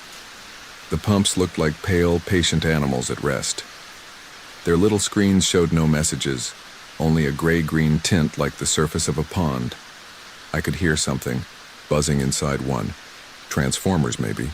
And then not buzzing, a conversational little stutter as the building shifted and settled around its own hum. On the glass door, the tape edges of old flyers had left pale rectangles, like the frames of photographs that had been taken down. A lottery poster sagged inside, listing the dates of drawings I'd missed. The fluorescent over the counter flickered every few seconds in a rhythm too slow to feel like a flicker, more like a blink. Every time it closed and opened its electronic eye, the shadows in the aisles leaned and stood back up again. That was when I noticed the feeling. The quiet sense, nothing sharp, that someone else was sharing the awning with me. Not close, not even near. Just that awareness you get sometimes, the prickling of the skin at the back of your neck that says you're within the idea of company. It would have been easy to blame the mirror above the door, one of those convex bubbles that lets a cashier see around the racks. My reflection was a small shape in that globe, stretched and curved, and so was the aisle behind me and the far corner of the store where the light didn't quite reach. But the feeling didn't seem to belong to the mirror. It seemed to belong to the dark itself, to the edges of things. I gave the door a gentle try. It was locked. The note fluttered against the glass with the draft of my sleeve, breathing a little. Behind the counter, a small black and white TV sat on a milk crate. It showed snow, no sound, no picture, just a broad river of static. That reassured me. A place that's playing static is a place that is truly empty for the night. It felt like finding a shop cat asleep by the register. It meant nothing was wrong. Still, the feeling persisted. Not the alarm bell kind, and not the get back in your car and go kind. More like the way you feel in an old church when you realize how much space stretches above your head, how your footsteps make a sound you didn't intend. To pass the minutes, I fed $1 into the soda machine outside. It hiccuped and blinked, and the drum inside whirred a slow half-turn, not enough to deliver anything. The bill came back with a tired little cough. Fair enough, I told no one, and slid the damp bill into my pocket. The air pump at the far end of the lot came to life all on its own, as if overhearing me and deciding to contribute. It hummed, and the coiled hose twitched, tapping against its metal belly with a sound like hollow bamboo. Then it stilled again, leaving just the rain and the far-off chorus of frogs. At 2:22 a.m. by my watch, A thing happened that I did not at first connect to anything. Inside the store, a thin string of receipt paper unfurled from the register and drooped to the counter like a pale ribbon. It moved the way something moves at the very end of a breath. I would have missed it if the fluorescent hadn't blinked at that exact moment, making the white of the paper stand out for a blink's length in the dim. A little later came the first real oddity. The door gave its shopkeeper chime. Not loud. Just that cheerful two-note note that says, "You've entered. We know you're here." But the door didn't swing. It didn't so much as tremble. The sound was small and tidy and even. I stood very still, looking at my reflection in the glass. I could see the empty aisles, the wire racks holding bags of chips like thin ears, the convex mirror's black pupil. Another 5 long heartbeats, and the chime did it again. Ding ding. In the old homes I grew up around, pipes used to sigh and burp in the night. The house sounded like it was remembering speech. This felt like that, a mechanical memory playing itself back to no one in particular. Back at 2:30, the smeared note had said, 8 minutes. It seemed a simple human number. I checked the lot the way you check a thing you know will still be itself. My car sleeping under the canopy, the empty highway, a single yellow moth fanning its wet wings against the light. In the farmost corner of the awning, where the concrete darkened into a deeper rectangle, water dripped from a seam into a patient puddle. Each drop made a tiny crown on the surface and fell back into itself. I fixed my eyes on that repeating circle while the rain whispered and the frogs murmured and something like quiet, elderly pipes sang the door a second and a third time. There are several ways to feel watched. One of them is sharp and cold and has a shape and you know to leave. That's not what this was. This was the other kind, the one that makes you aware of your bearings, makes you stand a little straighter, though you don't know for whom. I turned slightly so the glass became a dark window and I could use it as a mirror for the lot behind me. The awning's posts stood in their wet shoes like gray trunks. Beyond them, the gravel swam in the mist. I saw no one. The rain behind me had the gentle ticking gait of a person walking away down a long hallway. The fluorescent blinked its slow blink again, and for that heartbeat's worth of darkness, I noticed 2 small lights close together, high in the far corner, golden and precise like eyes. When the light returned, they were gone, and that should have convinced me I'd seen the reflection of the soda machine's LEDs doubled by the glass. That would have made sense. But their absence felt like a presence leaving, and the small hairs at my wrists rose as if the air had cooled. To shake it off, which felt comically dramatic in such a quiet place, I walked to the edge of the awning where the rain blew in sideways and let the damp sprinkle my cheeks. Overhead, the metal roof carried the rain like a drum carries fingertips. It made a soft, dry thunder that lulled more than startled. I could have fallen asleep standing there, swaying, if not for the way the awning took a deep breath and sighed. A sound made of blown rain and settling bolts in the vast black fields beyond. At 2:26 a.m., the black and white TV behind the counter woke up. There was no voice. The picture folded itself into flat gray shapes and began to change. A commercial, a weather map, a car driving down a road. That was the impression anyway. Snow shifted to picture. Picture returned to snow. I waited for sound and got none. A storm band rolled across some unlabeled county bright as bone. The door chime sounded again, not quite answering, not quite calling, and somewhere far in the back of the store a second fluorescent flickered, then stayed on. The aisle shining beneath it filled with gentle clarity, stacked paper towels, a row of antifreeze, the white cardboard of an empty display. The receipt paper on the counter stirred. I put my palm to the glass. It was cool in a way that felt considerate, as if the night were offering me the temperature it knew I needed and no more. My breath made a fog circle. On the other side, a circle of fog appeared too, as if drawn by the same hand. The twin ghostly shapes met and thinned and vanished together. I took my hand back and waited. It did not repeat itself. The fluorescent blinked once more, and my attention fell into the dark angles of the ceiling where the light couldn't organize the space. Something about the way that corner-absorbed brightness felt like watching someone in a crowd who is trying not to be seen. Escalation is a funny word for small things, but that is how it happened. Small additions to the air, placed as neatly as coins on a table. The first coin was the scent of coffee that hadn't been made. It rose warm and imaginary from the dark as though the idea of it had weight. The second coin was the way the air pump kicked on again, yes, but this time it stayed on and on. The whir deepening, the coil jostling in a steady, restless way as if a careful person were checking pressure and not wanting to wake anyone. I realized then the frog chorus had gone quiet all at once, the way a room goes quiet when someone halfway through a sentence remembers they've left something on the stove. The third coin was wet footprints on the concrete. That startled me, but only after it had already existed. I had been looking at the puddle under the seam, the one that made those repeating crowns. It wasn't big, not really even a puddle, more a shallow plate of rainwater holding the light, like glass. Across it lay a crescent print I knew wasn't mine, first because of how fresh it looked, rain slick and clean at the edges, and second because it was too far under the drip to be from me. Another crescent joined it a breath later. I watched the second print appear the way you watch breath fog a mirror. There, then clearer, then softening as the water slid into itself. They were not heavy steps. They didn't pull water to the edges. If I had said the word gentle out loud, the sound would have fit the sight of them. I took a step back without meaning to. The door chime gave its little sound friendly as ever. The TV behind the counter went briefly perfectly blank. My reflection in the glass looked like a photograph of someone I used to know.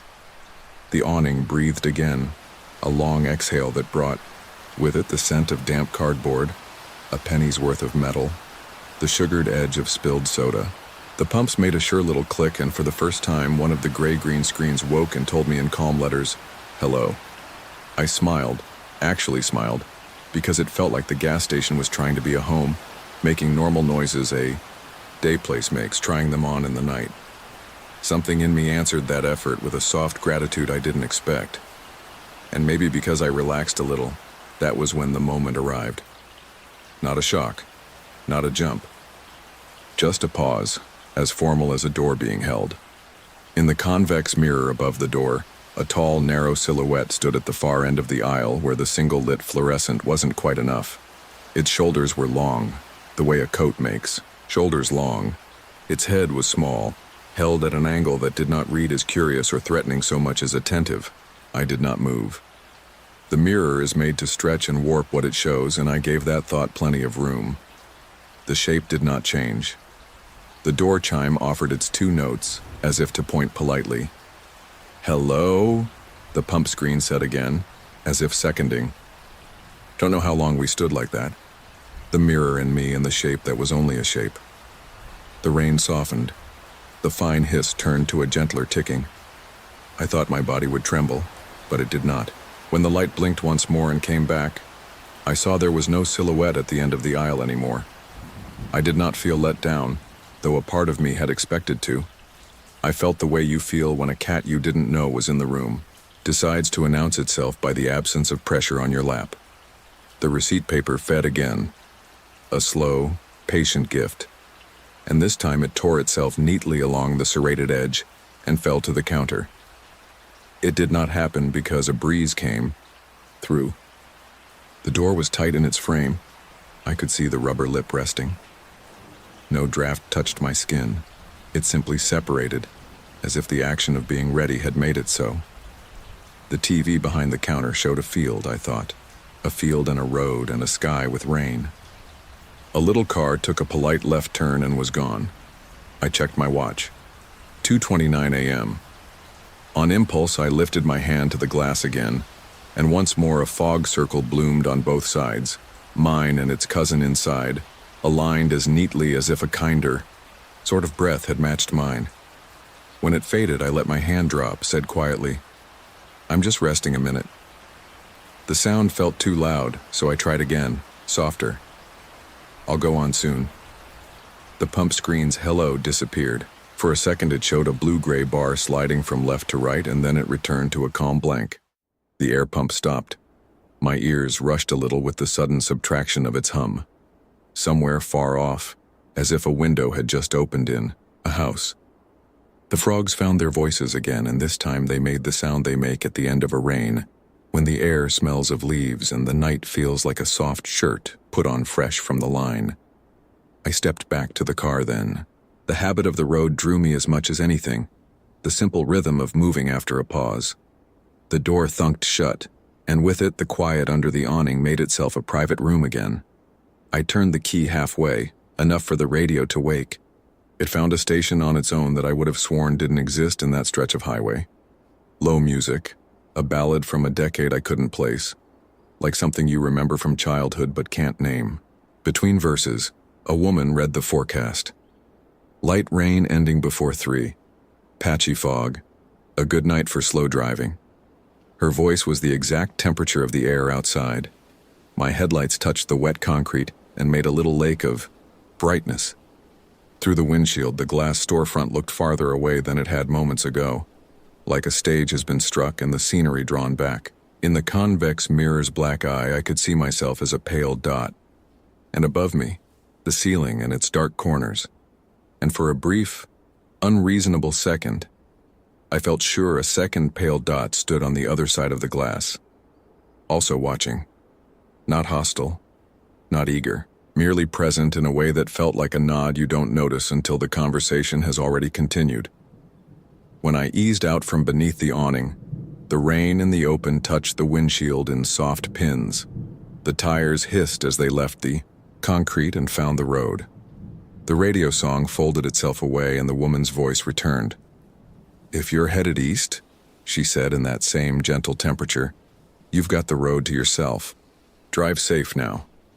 There was no call sign, no station name, just the highway, the crickets forgetting themselves again, and the long, even sound of the engine settling back into the work it knows. In my rear view, the gas station's canopy hovered like a ship, white and alone in its sea of dark. The fluorescent over the counter blinked once, twice, and then stayed steady as if it, too, had decided to stop trying to convince itself to sleep. I watched it until the mist took it. When I finally looked forward, the world had narrowed, the way it does when you find your focus again. The line in the center of the road pulled me and I followed. I kept the receipt the station printed, if that's what it was. I found it later in my jacket pocket where I'd tucked my damp dollar bill. It wasn't wet, which struck me as odd. It had the store's name shredded by the printer's misalignment, letters too tall and then too low, overlapping like the tracks of two walkers sharing the same path at different times. Under those broken letters, "Thank you, understand." The timestamp said 2:29. The total was 0.0. I've turned it over in my hands enough now to know the edges. When I do, I can hear the sound of the drip and the pump's assured little click and the frogs starting back up as if on cue. The memory of being watched has changed shape since that night. It has become less a shape beside me and more a shape within the place itself. As if the station was what had eyes, not anything inside it. As if the walls and the roof and the awning possessed the old habit of noticing people who stopped to be out of the weather for a minute. The way a porch does. The way a pew does. Maybe that seems like I'm making too much of small ordinary noises in the middle of the night. Maybe I am. But in the thin, hush-colored hours since, when rain slides along my window at home and the refrigerator murmurs a sound not unlike an air pump at rest, I see in the mind's window the curved mirror, the soft, repeated blink of light, the twin circles of breath matching and disappearing. There's nothing helpful to learn from it. No moral, no warning, no more danger in it than a resting heartbeat. Only this. Some places carry company like a flame carries heat. You don't have to see the flame to feel warmer by it. You don't have to understand why a thank you is printed for 0.00. You simply pick up the road again when you are ready, and the road accepts you back. After the storm let go of the fields, fog settled low in their furrows. My car moved through it like a brush through silk. The radio found another song and then another. Quiet songs that didn't tell me anything new. At 3 on the nose, the rain tapered to a few polite taps on the roof and then stopped altogether. A little later, the eastern sky went the faint color of a coin buried long in a jar, and the crickets passed their last word to the birds waiting with their first. I drove into that slight silver, the receipt in my pocket, and did not look for the station again because I knew I had seen it, and that was enough. The night behind me closed without a click, the way a door closes when the person inside is careful not to disturb the house. The road widened gradually into day, and with it, the feeling of being watched softened into something like a hand pressed briefly to my shoulder, acknowledgement, not claim, and then lifted, leaving only the light. The night the storm came in, the house felt smaller in a good way, like a quilt pulled up to the chin. The tin roof carried the rain in soft, even drifts, sometimes pattering delicate as fingertips, sometimes rushing heavy as a river thrown flat. I had left the lamp turned low on the kitchen table and set the kettle on the back burner, more for company than tea. The farm had a habit of sounding crowded in bad weather, beams settling, a mouse deciding to move its tiny life across the pantry floor, the wind playing the eaves like an old harmonica. But I'd lived here long enough to hear which noises belonged to the place and which ones didn't.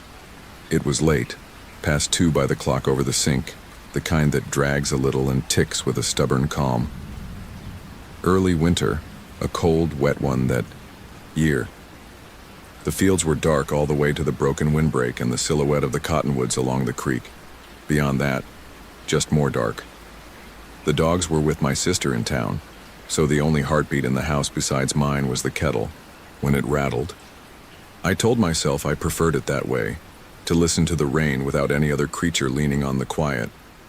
I was mending a sleeve I'd torn on a nail earlier that afternoon. The needle was slow, catching the lamplight, dipping through, and rising with the same rhythm as the rain. I'd meant to fix the latch on the big barn that morning. Just a simple thing. 2 screws loosened where the wood had swelled and shrank with half a century of weather. But dusk came early, and the clouds were already rolling by then. I remember thinking, tomorrow I'll get to it. The first odd thing was so gentle I almost missed it. Between the rain on the tin and the kettle on its small, lazy boil, a tap carried across the yard. Not a knock at the house. Not even close. Farther. A tap with a hinge under it, and a sigh afterward. The sigh the old barn door made when it swung and leaned back against its own weight. I put the needle down to listen. Tap. Sigh. The wind did that sometimes, coming in long sheets from the north. The barn sat with its narrow side to that wind, the big sliding door facing east to catch the morning. Tonight, the wind had twisted, around, searching. Tap. Sigh. Then a pause, like the place was holding its breath with me.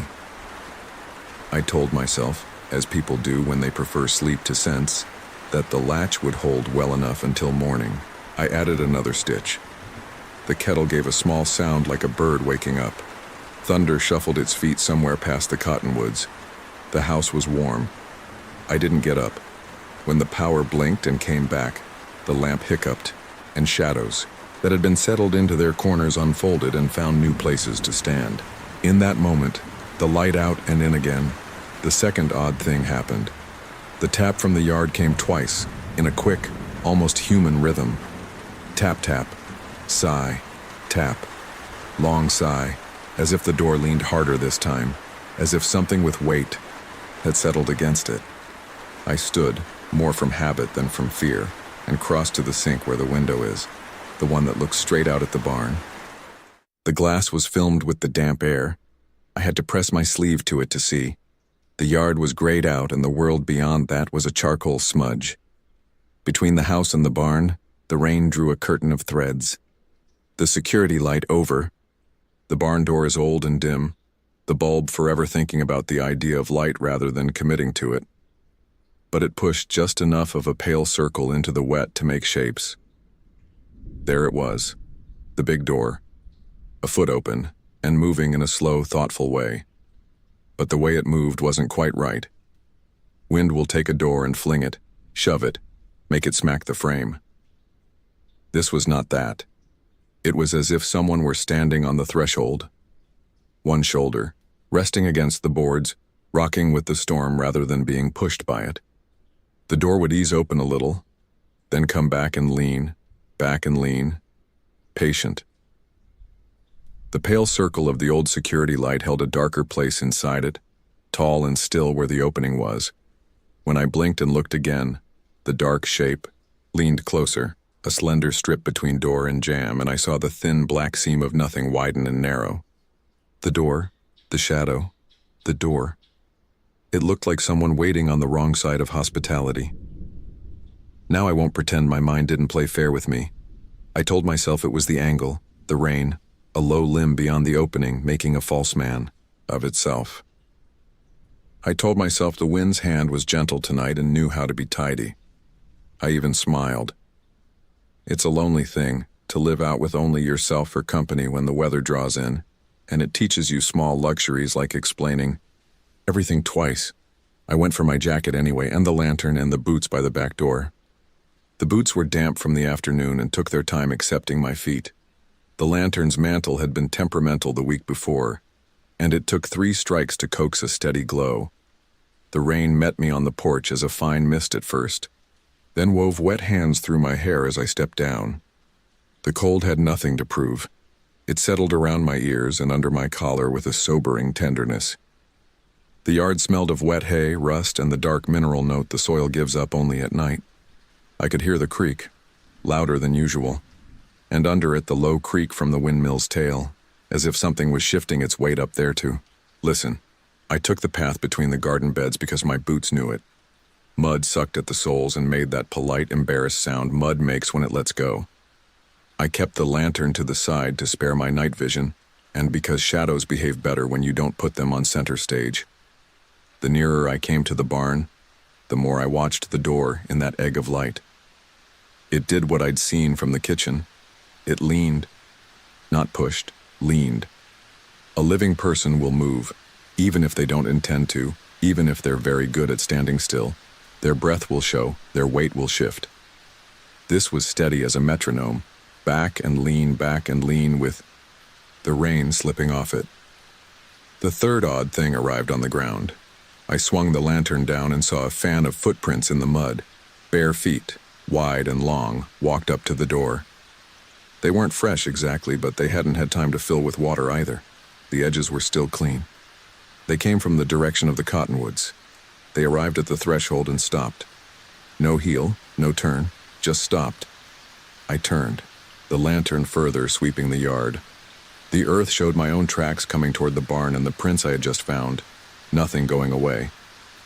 I don't know why that last part mattered more than the rest, but it did. I reached the big door and set the lantern on the beam by the threshold. The boards were slick and cool under my palm. I laid my shoulder against it the way I lay my shoulder against things when I'm about to be practical. "All right," I said aloud, because speech runs quiet animals out of your blood. Enough. The door did not resist me so much as it did not notice me. It had its own language tonight, and I had not been invited to learn it. I slid it along, the track a little, and it obliged with a slow grind that sounded apologetic, then came right back and leaned in again as if returning to where it had been promised there would be someone to wait with. Rain gathered and ran down the seams in a braided ribbon, salt on a cheek. I lifted the latch. It was as I'd left it, low and loose. If I cared to assign reasons, I could have said the poor thing had allowed the door to find its own habits. But the wood around the latch was worn smooth where it met the door edge, and the smoothness felt new. When I pulled my hand away, the damp on the board showed a clean oval as though another hand had rested there for a very long time. The print was higher than mine, and narrower. Lightning offered a courtesy across the yard and rolled away slow, enough that I could look into the barn while the world was bright. The interior rose up in black bones, posts, rafters, the slope of the roof. Then the light fell and all that shape turned back to suggestion. The hay smelled sweet and dustless, newly rearranged by the draft. In the upper dark, the rope that runs through the loft beam and down the wall hung too still, like a breath drawn in and held. I stepped inside and the rain softened immediately, turned to a hush laid over everything. The lantern lit the low places and left the high places to their secrets. The horses had been gone for years. The saddles on their hooks were old leather asleep. A rake had fallen earlier in the week and could not be convinced to lean without, wanting to slide again. The world in a barn is nothing but the same list of things seen 1,000 times. That is what makes any change sound like a voice. I said another silly thing then because I needed to. "If you're making trouble," I murmured, "tonight's not a good night for it." My voice landed in the straw and did not bounce back. The fourth odd thing was a small, careful scraping from the outside of the door about shoulder height. Scrape, pause, scrape, like something drawing itself a little straighter. I stepped back to the threshold, lifted the lantern and held it so the light loved both sides of the opening evenly. The rain had settled into a silvery rain, the kind that seems to never arrive at the ground but you can feel it on your face, all the same.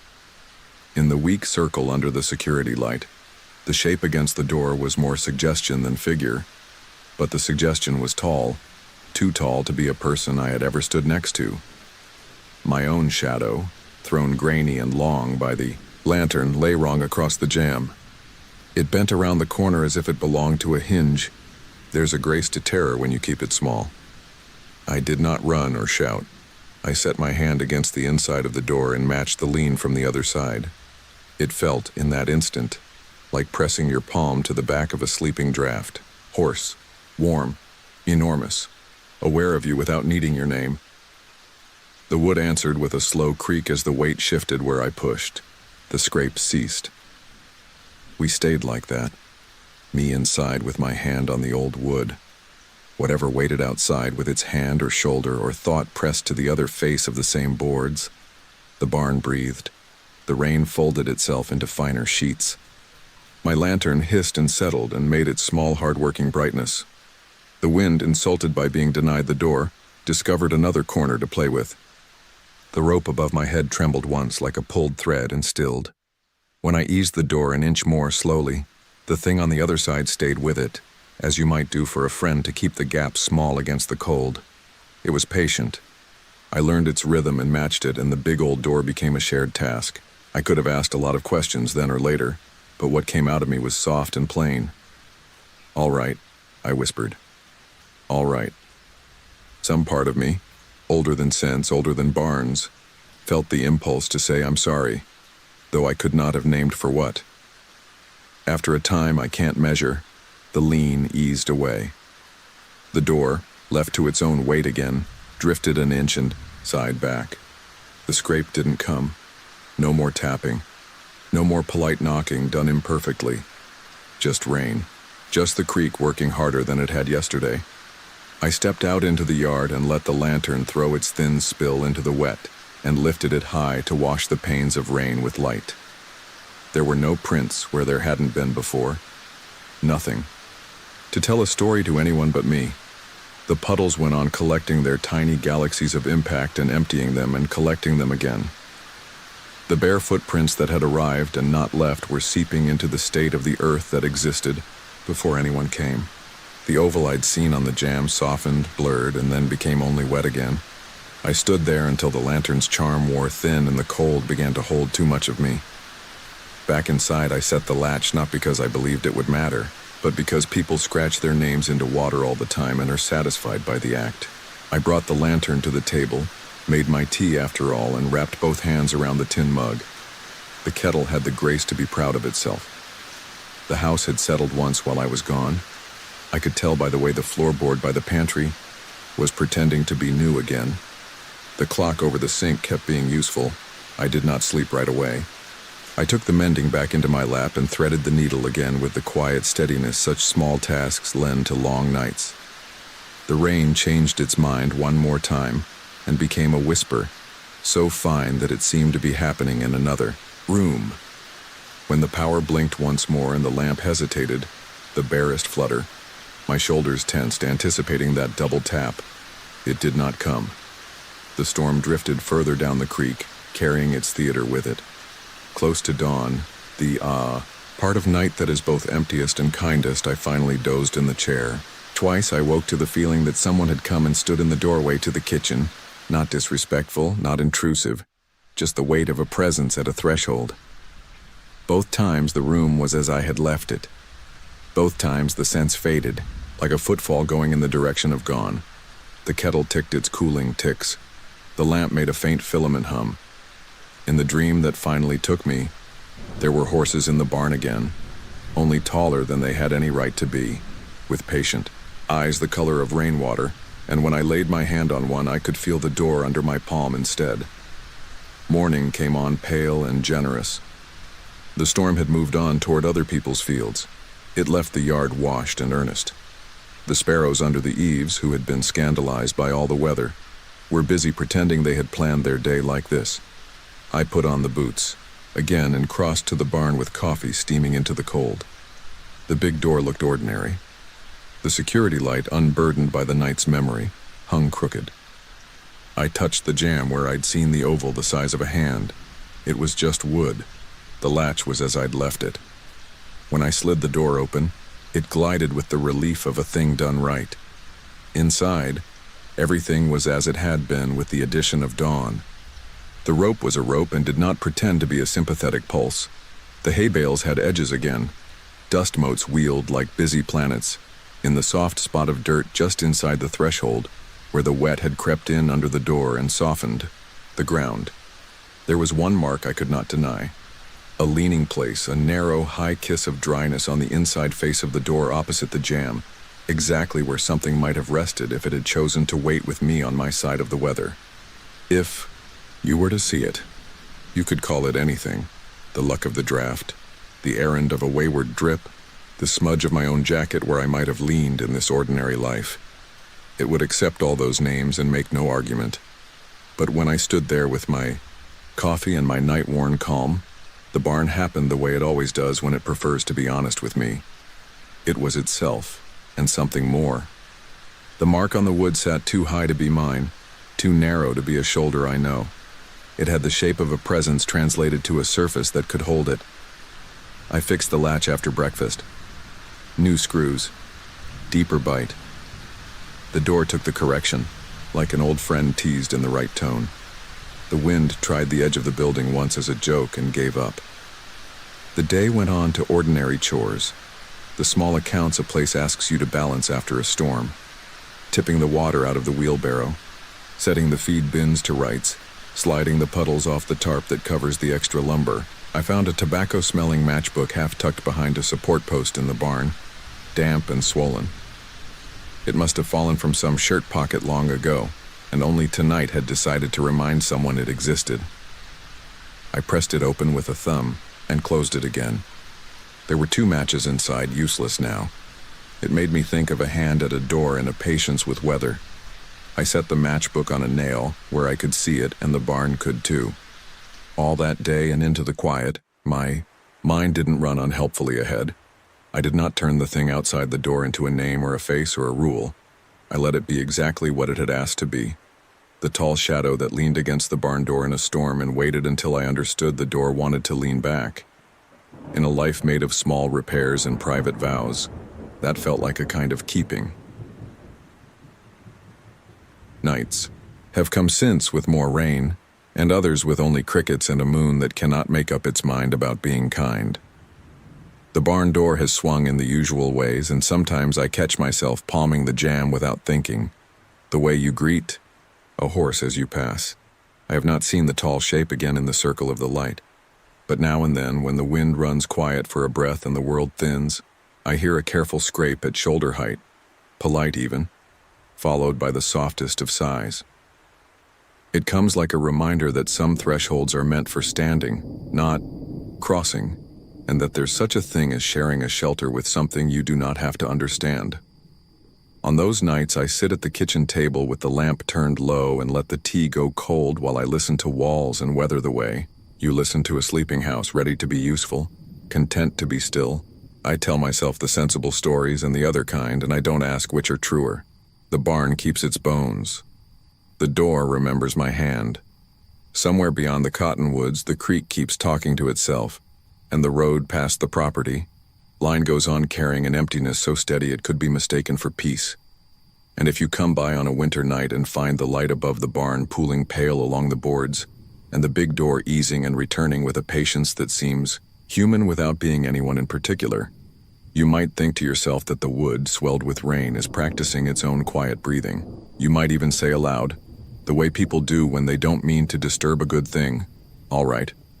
If the door leans just a little more, taking your voice as permission to be companionable, don't be afraid. Some places hold a shape. For us, when the dark asks a little too much, and they ask only that we stand a moment in return, hand to hand with an old door while the weather passes and the world decides once again to begin. I don't like to waste a good rain. If it's already falling and I've got miles to cover, I'll take the graveyard drive every time. Let the road flatten into a ribbon of wet silk under the tires, and listen to the wipers lay down their steady metronome. I make a small life inside that sound. Thermos coffee, a folded map that I never quite use. The dashboard glow turned as low as it will go. Outside the glass, the world is a softer animal. Headlights bloom and fade. Fence lines become a single long thought. Even the billboards whisper. This was late autumn, the kind that leans toward winter without quite getting there. The air had that metallic bite people call good driving weather, if they're only going from town to town. I had a longer run. It was a 2-lane highway between small places, the kind of road you take when you're not in a hurry to be, but you do want to get somewhere. The time on the dash said 1:37 a.m. when the first hard band of rain came across, shouldering the car and then moving on like a polite giant. I had the radio down to a murmur, a low station out of somewhere I could never catch in daylight. The voice on it was comforting and unintelligible, like someone reading scores from a game you didn't attend. Now and then, thunder rolled off to my left and translated itself into a tremble under the pedals. The heater kept the cabin a few degrees warmer than the rest of the world, so every breath I let go drew a thin silk on the glass before the defroster smoothed it away. The road hissed continuously, a soft suture stitching the miles together. Somewhere after mile marker 152 and before the bridge over the creek with the cattails, I tilted the rearview mirror a hair to catch the roofline of the car behind me. No car, just my own back seat made into a shadow theater by the dashboard's borrowed light. I have an old habit of checking the back like that, not from fear exactly, but from a superstition that if a thing is going to surprise me, it should at least be seen in practice before it arrives for real life. The mirror gave back the faint suggestion of the headrests and the small square of rear glass where the rain braided itself into moving lace. I saw a shape. Not a shape exactly. A suggestion of one, a little darker in the space where someone would sit if they didn't want to be a bother. It had the feathery edges that every object takes on in a car at night, made of reflections and ghosts. I blinked, which makes no sense, because I wasn't going to blink it away or into being. I tweaked the mirror again and it returned to the honest truth. Empty fabric, clean seat, nothing where I'd thought there was something. All right, I said aloud, on the chance that my nerves understood English better than they understood. Silence. Easy. The wipers guided the road toward me at an agreed-upon rhythm. Taillights were rare. Oncoming headlights arrived as small distant suns and passed with a soft slap of spray. I told myself what you tell yourself when your attention makes mischief. Coat on the seat casting a shadow it didn't earn. Reflection of the divider line bouncing off a wet surface. A half-sleep trick. I let the radio climb one notch to prove. I didn't mind. The first strange sign was nothing anyone would point to later in a story. The seatbelt indicator blinked once. The one that lives in the cluster. The one that only knows the driver's seat in a car this old. It gave a single drowsy wink as if something had jostled the connection, then returned to its own dim life. I pressed the buckle with 2 fingers and felt the solid click that says the world is the shape it should be. After the bridge, the highway unspooled straight for a good while, a kindness I appreciated. The yellow reflectors took turns bowing in the rainlight. I took a breath deep enough to iron out my shoulders and looked into the mirror again, just as a habit, just as a check. For a half second, no more, a person seemed to be sitting directly behind me. The impression had weight to it, the way a shadow has more authority when you know what is making it. A dark torso where the seat ought to be empty, the tilt of a head angled toward the window, as if listening to the rain on the glass. Didn't do anything rash. This is important. I didn't slam the brakes or twist around and turn the wheel into the ditch. I looked back to the road and named what was reasonable. The passing shape of a road sign had blended with the back seat. The wiper sweep had made the brightness come and go and left a phantom behind. I drove 3 more mile markers and let my heart walk itself back down from wherever it had got to. The second sign came gently too. The radio dropped into a seam of static, then for 2 breaths, delivered a voice as clear as a hand on my shoulder. It wasn't the DJ and it wasn't a commercial. It was the smooth rhythm of a recorded warning. Storm systems moving across counties I knew by heart. The list came in the way these lists always come. Long, gracious names. Pine County, West Fork County, a sliver of Jackson County. It finished with, travel is discouraged on rural roads overnight. Then the static knit itself up again and the station returned so softly that I wondered if I'd wandered off and come back to myself. Something sweet rode the air in the car then.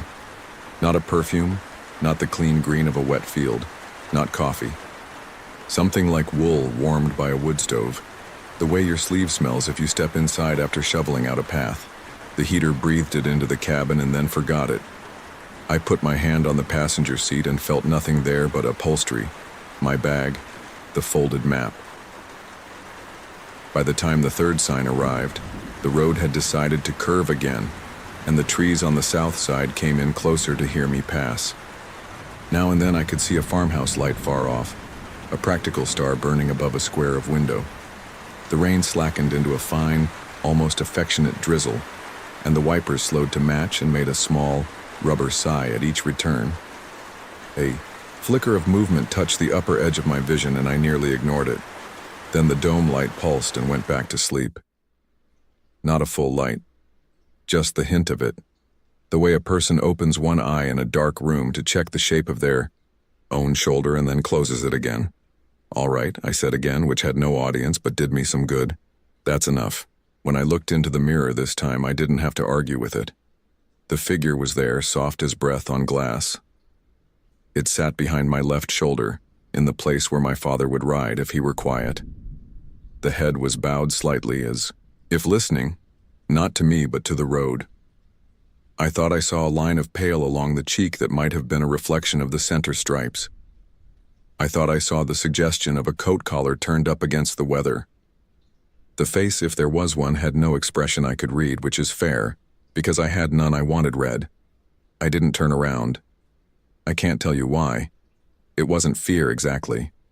It was the sense you get around sleeping animals. You don't startle what hasn't chosen to startle you.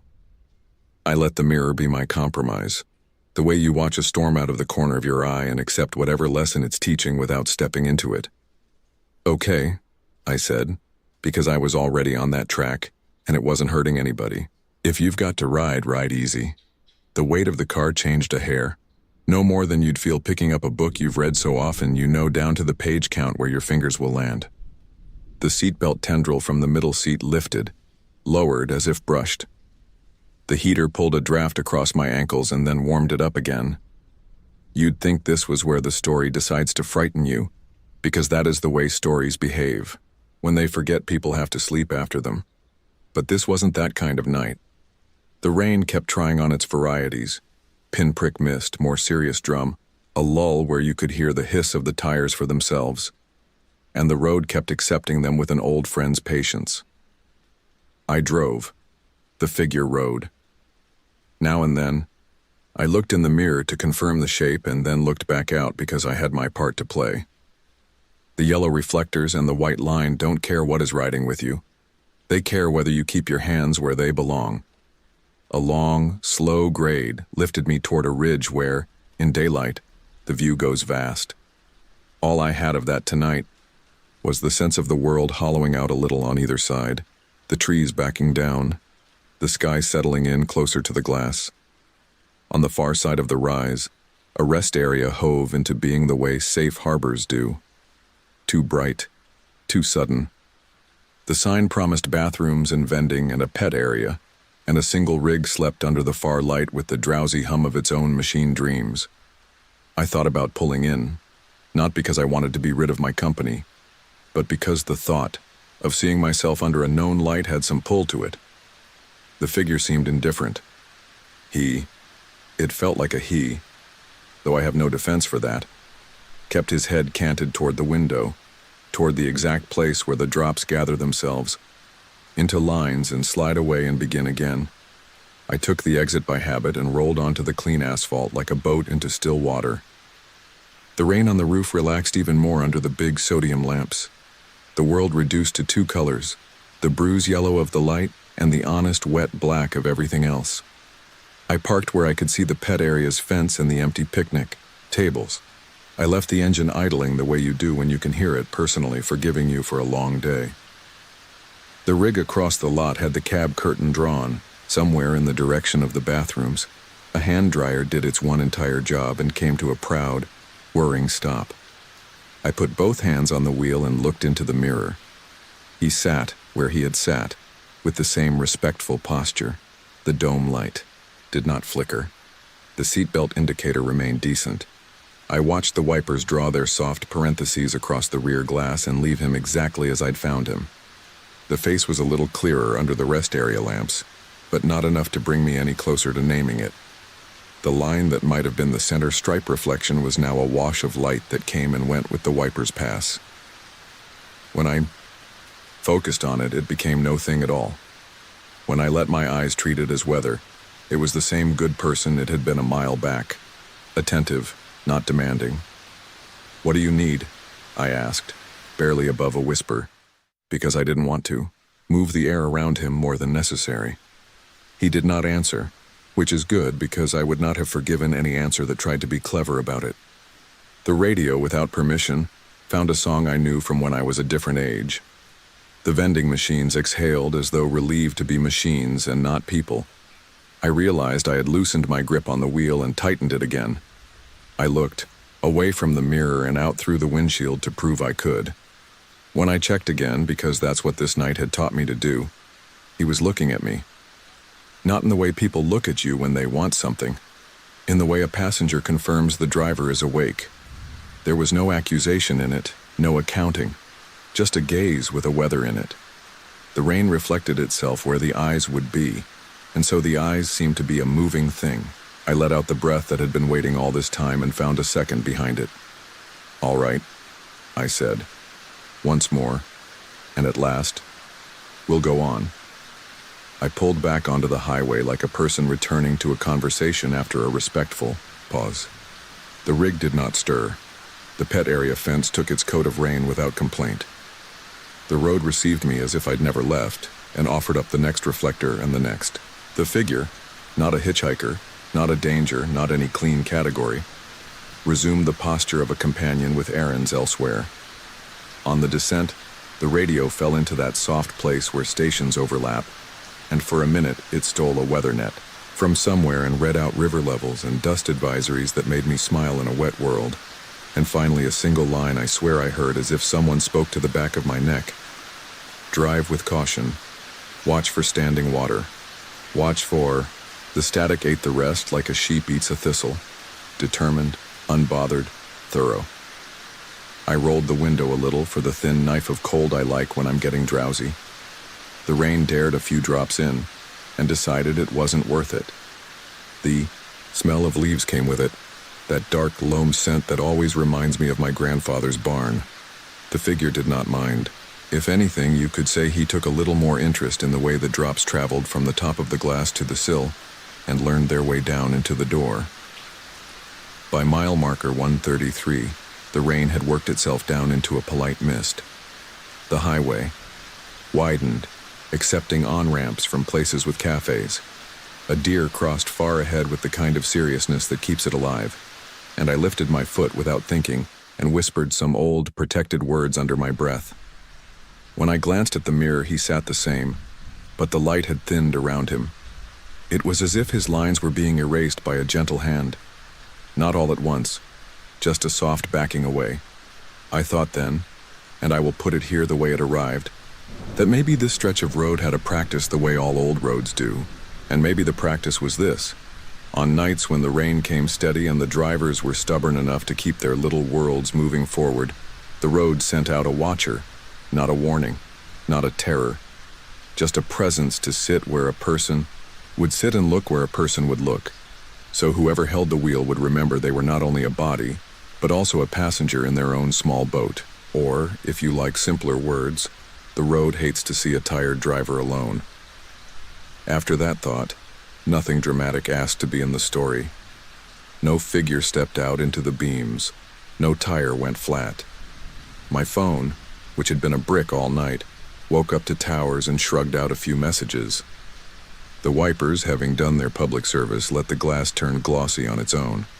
The trees gave way to the first street lamps of a town that keeps itself modest after midnight. A laundry with the chairs upended, a diner with the pie case lit, like a small altar, a gas station with a single pump under a canopy, rain still making its little music where the lights could hear it. Under the more ordinary glow of town, I looked in the mirror one last time. He was there and not there. The space had not gone empty so much as it had returned to being the kind that is meant to be filled and wasn't at the moment. I could still convince myself of a shoulder where the headrest made a shadow that did not belong to it. I could still insist that the damp sheen on the seat had gone in a shape like a person had just risen and stepped out. But insisting is work, and the night had taught me to stop doing that. I drove the last mile to where I was going. I signaled, because manners cost nothing. I stood for 2 breaths in my own driveway, with the engine still on, and let the rain decide whether it meant to continue. The mirror contained only me now. Older at that hour than at others, the lines in my face smoothed out by the kind light cars offer when they haven't seen another face in a while. Inside, the house took me back exactly as I had left it. I poured the end of the thermos into a mug and accepted that it had gone past its time. I left the porch light on because people do, holiday or not, storm or not, and I slept the sleep of someone who has been driven a little while by something kind. If you ask me what happened, I'll tell it like this. On a rainy night in late autumn, at 1:37 in the morning on a 2-lane highway, I kept seeing a figure in the back seat. I did not invite it and I did not refuse it. It rode with me for the length of a small county and then grew thinner until only the rain remembered its outline. It never asked to be named. It never needed me to do anything but keep my hands where they belonged and keep the car between the lines. I think there are worse things in a world as loud as ours than to be kept company by a watcher who minds his own weather. Now when it rains and I have to go, I still catch myself glancing into the mirror sooner than necessary. Not for fear, for curiosity. Sometimes there's only my back seat, empty and dutiful.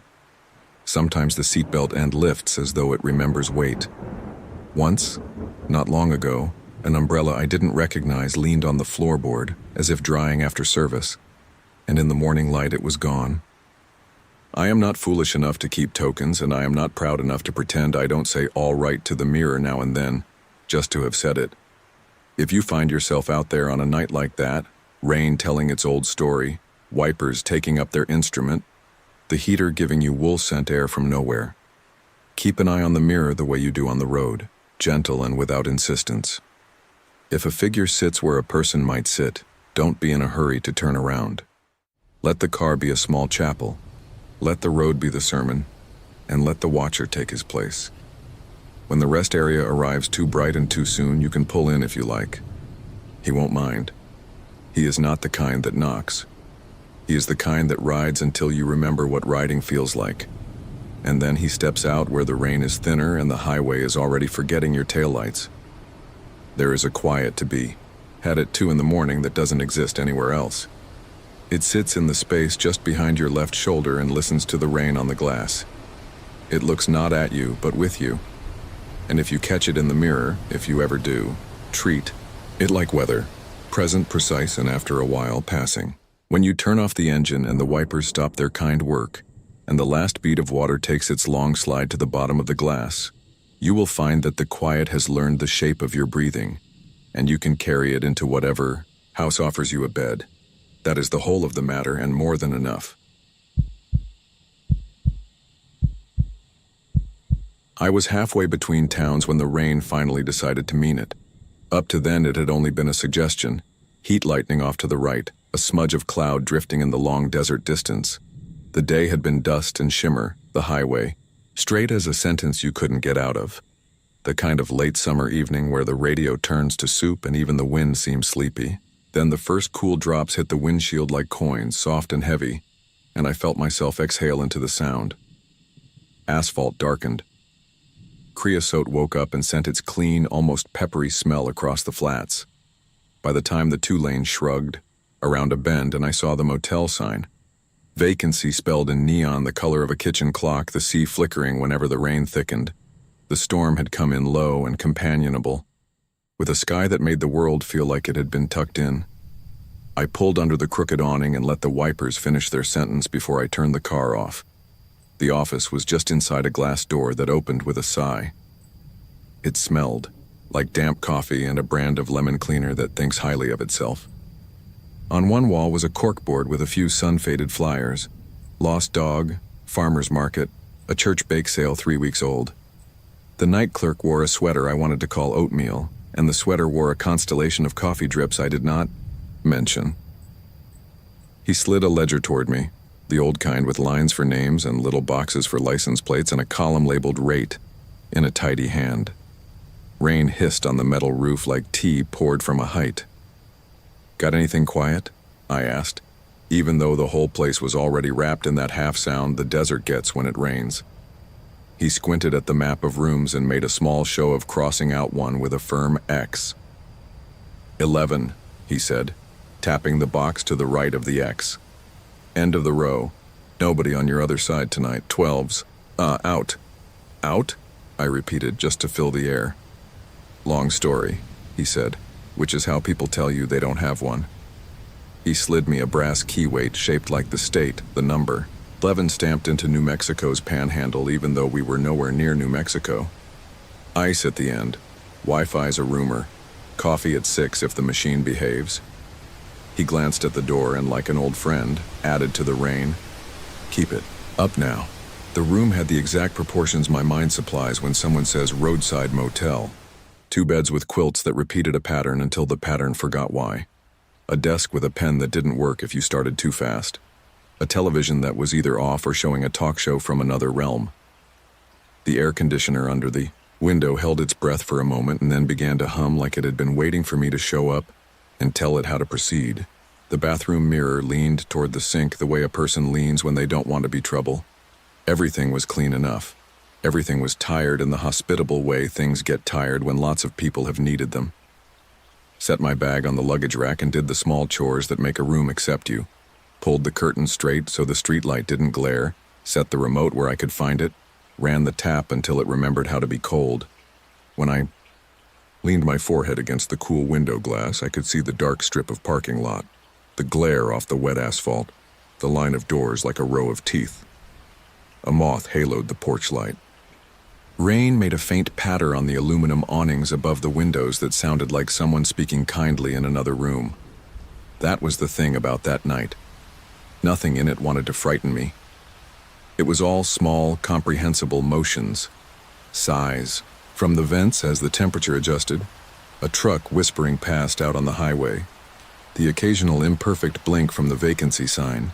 I kicked off my shoes, pressed my ear briefly to the cool pillow just to hear the cotton's soft rustle, and lay back with my hands folded the way my grandfather used to when he was pretending to nap, but really listening to the house. I opened the room's Bible to a random psalm and then turned it face down on the nightstand as a kind of truce. Thank you, but not tonight. Outside, thunder held a low conversation with itself, too far to take sides. I don't actually remember falling asleep. At some point the room shifted from being an object to being a place I was inside, and I was dreaming a very simple dream about trying to feed a vending machine a wrinkled dollar when I woke to a sound that didn't belong to me. At first I thought, it was the drain. Hotel drains speak their own language, you learn to ignore them. Then I thought, radio. Some stations find their way into the bones of a building when it rains. You get a talk show from a county you've never heard of, a woman telling a story about pumpkins as if the pumpkins were listening. I lay still and let my breath settle, The sound was soft and close to the wall, where the headboard touched the sheetrock. It had the roundness of a human voice, but none of the shape. No words, just the narrow, wavering ribbon of a cry choked down to keep other rooms from noticing. Not a baby's cry. Babies claim the air like it's owed to them. This belonged to someone whose throat had learned to be small about itself. It rose a little, fell, stalled the way a sob stalls when the body runs out of breath. A minute of silence, then another small thread of sound, like someone testing whether the wall would answer back. I waited. I don't know why that's what I chose, but it felt like the correct opening move. The rain took the opportunity to prove it was dependable. The AC clicked softly from one tone into another, the way a singer finds a harmony. I listened to the wall. The cries were not rhythmic.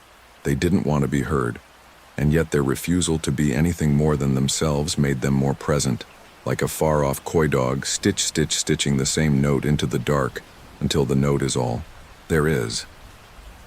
Room 12 was on the other side of my wall, if I was reading the motel's logic correctly.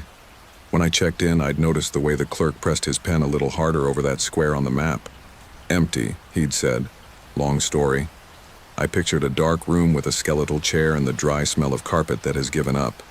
I told myself pipes or wind. And because the body often wants something to agree with, I moved my head just enough that the headboard creaked. The sound on the other side stopped. Not abruptly. It softened into the rain and became part of it. I lay there for another long minute with my eyes open to the dim.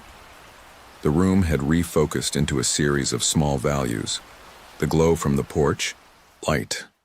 The darker shape of the desk. The thin ribbon of light under the door that brightened when lightning muttered on the horizon.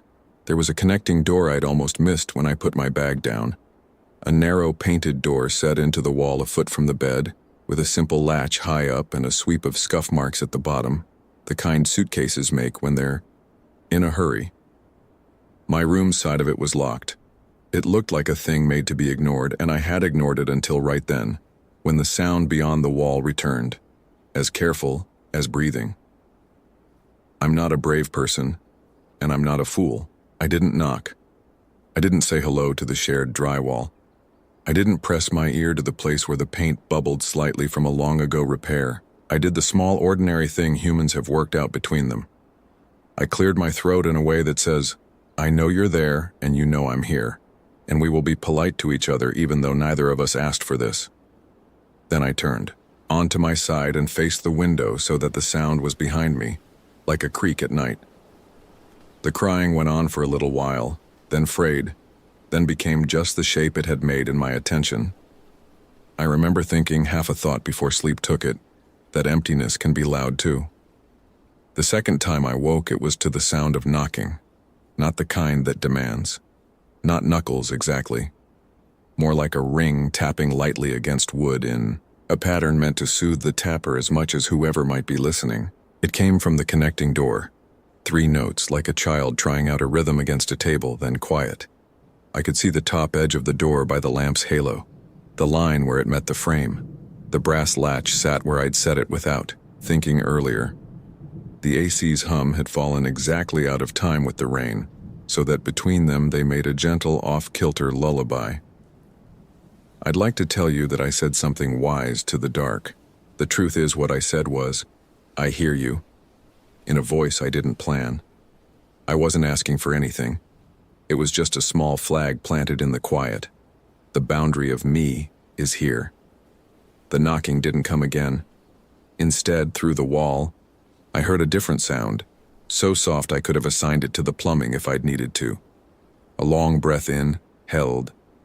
I felt that part of the night start to lift away, like a hand taken off a shoulder. And then the room was only itself again, making the noises that rooms make when water and electricity and weather work out their agreement. Sometime before 3, as the storm measured a new patience, the TV screen woke by itself for a second. The blue you get when there's no program was just enough to repaint the furniture into something like moonlight. A ribbon of radio talk slid under the door from the office, 2 lonely stations fighting in the wires behind the wall, then thinned. I got up to use the bathroom and stood at the sink, listening to the short echo a room makes when only you are in it. When I came back out, a damp ring had appeared on the nightstand between the lamp and the Bible. Not a spill, a ring. The exact faint circle a cup leaves if it's been set down for a minute and lifted. I touched it and felt only cool. I folded a Kleenex over it and patted it dry, the way you tend to a small accident on behalf of someone you don't want to embarrass. I don't know if that was the moment I stopped trying to assign the crying to a practical thing. If you tally up the evidence, it amounts to nothing you could take to a desk clerk and request a different room over. But the cumulative effect of the sounds, soft, disciplined, sorry to intrude, felt exactly like the way a person takes up the least possible space in a world that hasn't left them much. That's the sensation that kept me awake for a while. Not fear, not even curiosity, just a kind of listener's ache. The rain found its strongest hour after that. It did that trick roofs do, where the noise ceases to be drops and becomes a steady sheet of sound, with variations the way a train has variations depending on which rails it's crossing. I must have drifted again because the next thing was the hush that happens when weather catches its breath. In that quiet, the voice from the other side was not crying. It was humming. Not a tune I knew. A thread of sound, sometimes skipping, to follow the AC's rhythm, sometimes flattening into it so it was hard to tell which lived where.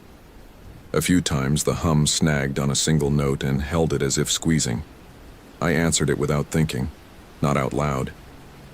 The way you breathe differently when you're trying to make a baby laugh. You change the air so that it fits the other person. When morning came, the world outside the curtain had been washed and set out to dry. The asphalt was a clean sheet. The bushes around the office were studded with beads of water like cheap jewelry. The mountains farther off, which had been nothing but suggestion last night, were now precise. I boiled water in the little plastic kettle and swirled instant coffee into it and drank it sitting on the bed with my feet on my shoes because the carpet was still cool. Only then did I let myself consider what to do with the night. I walked to the office. The bell above the door performed its small duty.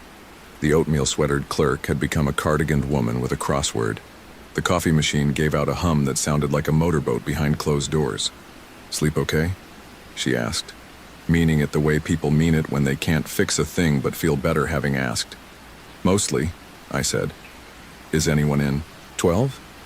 Her pencil paused over a clue for a 3-letter bird. "No," she said. "We keep it empty." "Why?" She smiled in a way that made me like her a little. "Because when we don't, someone always complains about the noise. Either it's the AC knocking or the pipes or people on the phone with somebody who's not good for them. There's a leak we can't find. I don't know." She shrugged. "Rooms have moods. That one's just needy, I guess. You want a muffin, or are you one of those righteous people in training?" "Coffee's fine," I said. Thanks." I carried the styrofoam cup to the ice machine and watched it dispense its slow hail, which always feels like the water is telling you a story about being other than itself. When I looked up, room 12's door was visible down the row, the way you can see a flag through a stand of trees. The door's paint was newer than the others. The window curtain inside didn't meet in the middle, just a narrow slice of dark. No light, no sound. The number 12 was slightly crooked. The door frame had a softness to its corners, as if someone had run a thumb along them each time they passed. I don't know what I expected from the day. I went about it. I read the back of a brochure about caverns an hour away. I drove into town and ate eggs in a diner where everyone called the cook by her first name. I bought a toothbrush at a grocery store that still sold CDs. Afternoon broke open into blue. The heat crawled back up the walls and stretched itself. By the time evening returned, the light was gold and low and sleepy, and I found myself looking forward to the AC's dumb honesty, the quilt's boring pattern, the way rain makes a room feel like something is taking care of you. That night, the storm arrived early, like a friend who knows they don't have to call. Crickets tuned up in the damp weeds. A semi sighed past on the highway, sounding like a very large animal relieved to be done with a long thought. Inside, the pattern repeated itself. The roof's talk, the television's stubborn blue when I bumped the nightstand, the steady hum. I left the light on low in the bathroom so the room had a place for its shadows to go. I set a second paper cup empty on the nightstand without making a ceremony out of it. I lay down. You might think the crying would have found another way to be. It didn't. 1 o'clock, and there it was, a soft ribbon of sound woven through the wall. If anything, it was lighter, as if the person on the other side had caught their breath and now was not so much making a noise as letting what's underneath all noise show through. It wasn't an emergency. It was the plainness of sorrow when nobody's judging it. 3 notes against the connecting door in the same pattern as before. Then the hum, a sort of wordless lullaby that didn't ask me to recognize it. I whispered, "I'm here," into the room without raising my head, a small stone set carefully in the night, and after a while the pattern rearranged itself into rain again.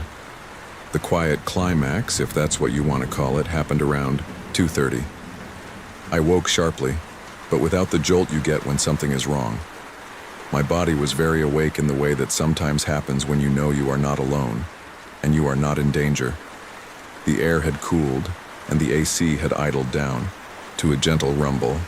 The rain had become a steady shh. In that careful hush, the connecting door's knob turned. Not fully, not with a rattle. A slow testing, the way you try a gate you already know is latched, just to feel the fact of it again. The brass made the sound a warm thing makes when a cooler thing moves it. The latch held. I could see the faintest thread of shadow move along, the gap at the door's base in time with the hallway light as the vacancy sign blinked. I didn't move. I let my breath be the size of the room. I put my hand, very gently, on the patch of wall between the headboard and the door. The paint was cool. I waited, my palm flat, and then, I don't know how else to say this. The coolness lifted for a second, like the surface of water if a hand on the other side settles against it. Nothing to see, only the pressure that tells you there's another surface near yours. The hum on the other side lasted exactly 1 long inhale and let go. The knob eased back, almost apologetic. The rain said, "Shh," again, as if in agreement. I kept my hand there a little longer than made sense. Then I whispered, "It's okay," and moved my hand away so the paint could be only paint again. I turned onto my back and listened for whatever the room wanted to keep. It kept the ordinary things. The refrigerator coughed once in the cabinet, and took that as an answer. A car somewhere in the lot started and stopped. I slept as if I had been set down somewhere uncluttered. Morning was all cleanup, clouds pulling themselves apart, the scent of dust happy to be dust again. The signs C had given up entirely, and now VAC and Y made a lot of offers depending on how you read it. I turned my key in at the desk because motel courtesy still lives in me. It was the cardigan lady again. She looked up and, without tilting her head, asked the same question. "Sleep okay?" "Better," I said, and meant it. "See?" she said, as if I'd proven something to both of us. Rooms change their minds. I almost asked her, about 12, about the crying. But I had the sense that whatever I would say would turn something light into something heavier. Instead I said, "Your coffee's not as bad as people say." And she laughed at exactly the right volume for the time of day. Out by my car, I stood for a moment and looked at the row of doors. 11 was all ready, just a number again. 12's curtain had the same narrow split as yesterday. The door had the same soft corners. A thin, watery handprint bloomed for a second on the inside of the glass where a person might have leaned to look out. Nothing, really. Only the kind of shape condensation makes when air changes its mind. And then it was gone, absorbed, as if the glass had decided to keep the moment to itself. I drove out under the sign. The road gave back my tires little noises like a friend repeating your story back to you in better words. Mesquite and sage and a few brave sunflowers along the fence line looked surprised to be green. The motel slid into the rear view and became, a habit the land has, just another square of color in the long strip of morning. I didn't learn a lesson. I didn't go back and demand an explanation. Some part of me had gone as far with that night as it needed to. If you ask 3 people in that town about room 12, you'll get 3 answers. Pipes, lover's quarrel, a leak nobody can find. If you ask me, I'll tell you the plainest version, that on 2 rainy nights in late summer, in a room made for sleeping. I heard someone trying to be quiet behind a wall that was never meant to keep feelings in. That I answered not with cleverness but with my hand on the paint and a whisper. That something on the other side answered with the absence of a cry. Even now, if it rains late, if the traffic on whatever road I'm on turns into that soft, far river, I think of the sound of the brass knob turning just enough and the tiny warmth that rose to meet my palm through the cool paint. I think of how gentle the world can be when it wants to, how even sorrow, given something to lean on for a minute, will rest its weight without demanding. And some nights, if I wake between 1 and 3, and the room is attentive, the way rooms get when they're trying to be kind, I find myself setting a second cup on the nightstand without thinking. I don't make a show of it. I don't pour water into it. I let it sit there, a small permission in a world of latches. I listen to the air for the quiet shape an empty room makes. If I hear nothing at all, I sleep. If I hear a breath in the vent, a thread of hum, the soft patience of rain, I say the only sentence that seems to fit. I'm here, go on. I moved to the little town by the bayou because I liked quiet chores. After years of big city noise, my favorite hour became that blue time before sunrise when the world tastes like damp air and coffee. The town had 3 stoplights, a feed store, a diner that fried catfish on Fridays, and, just past the last house where the live oaks lean, a small cemetery on a rise of sandy ground. It's not grand. No angel statues spreading wings, no iron gates with a name arched over them. Just shoulder-high stones and cedar shrubs and a knuckled line of cypress along the water. I started cutting the grass there as a favor. The church, that used to mind it, had closed years back. The few old-timers who still stopped by for birthdays and dates couldn't keep up.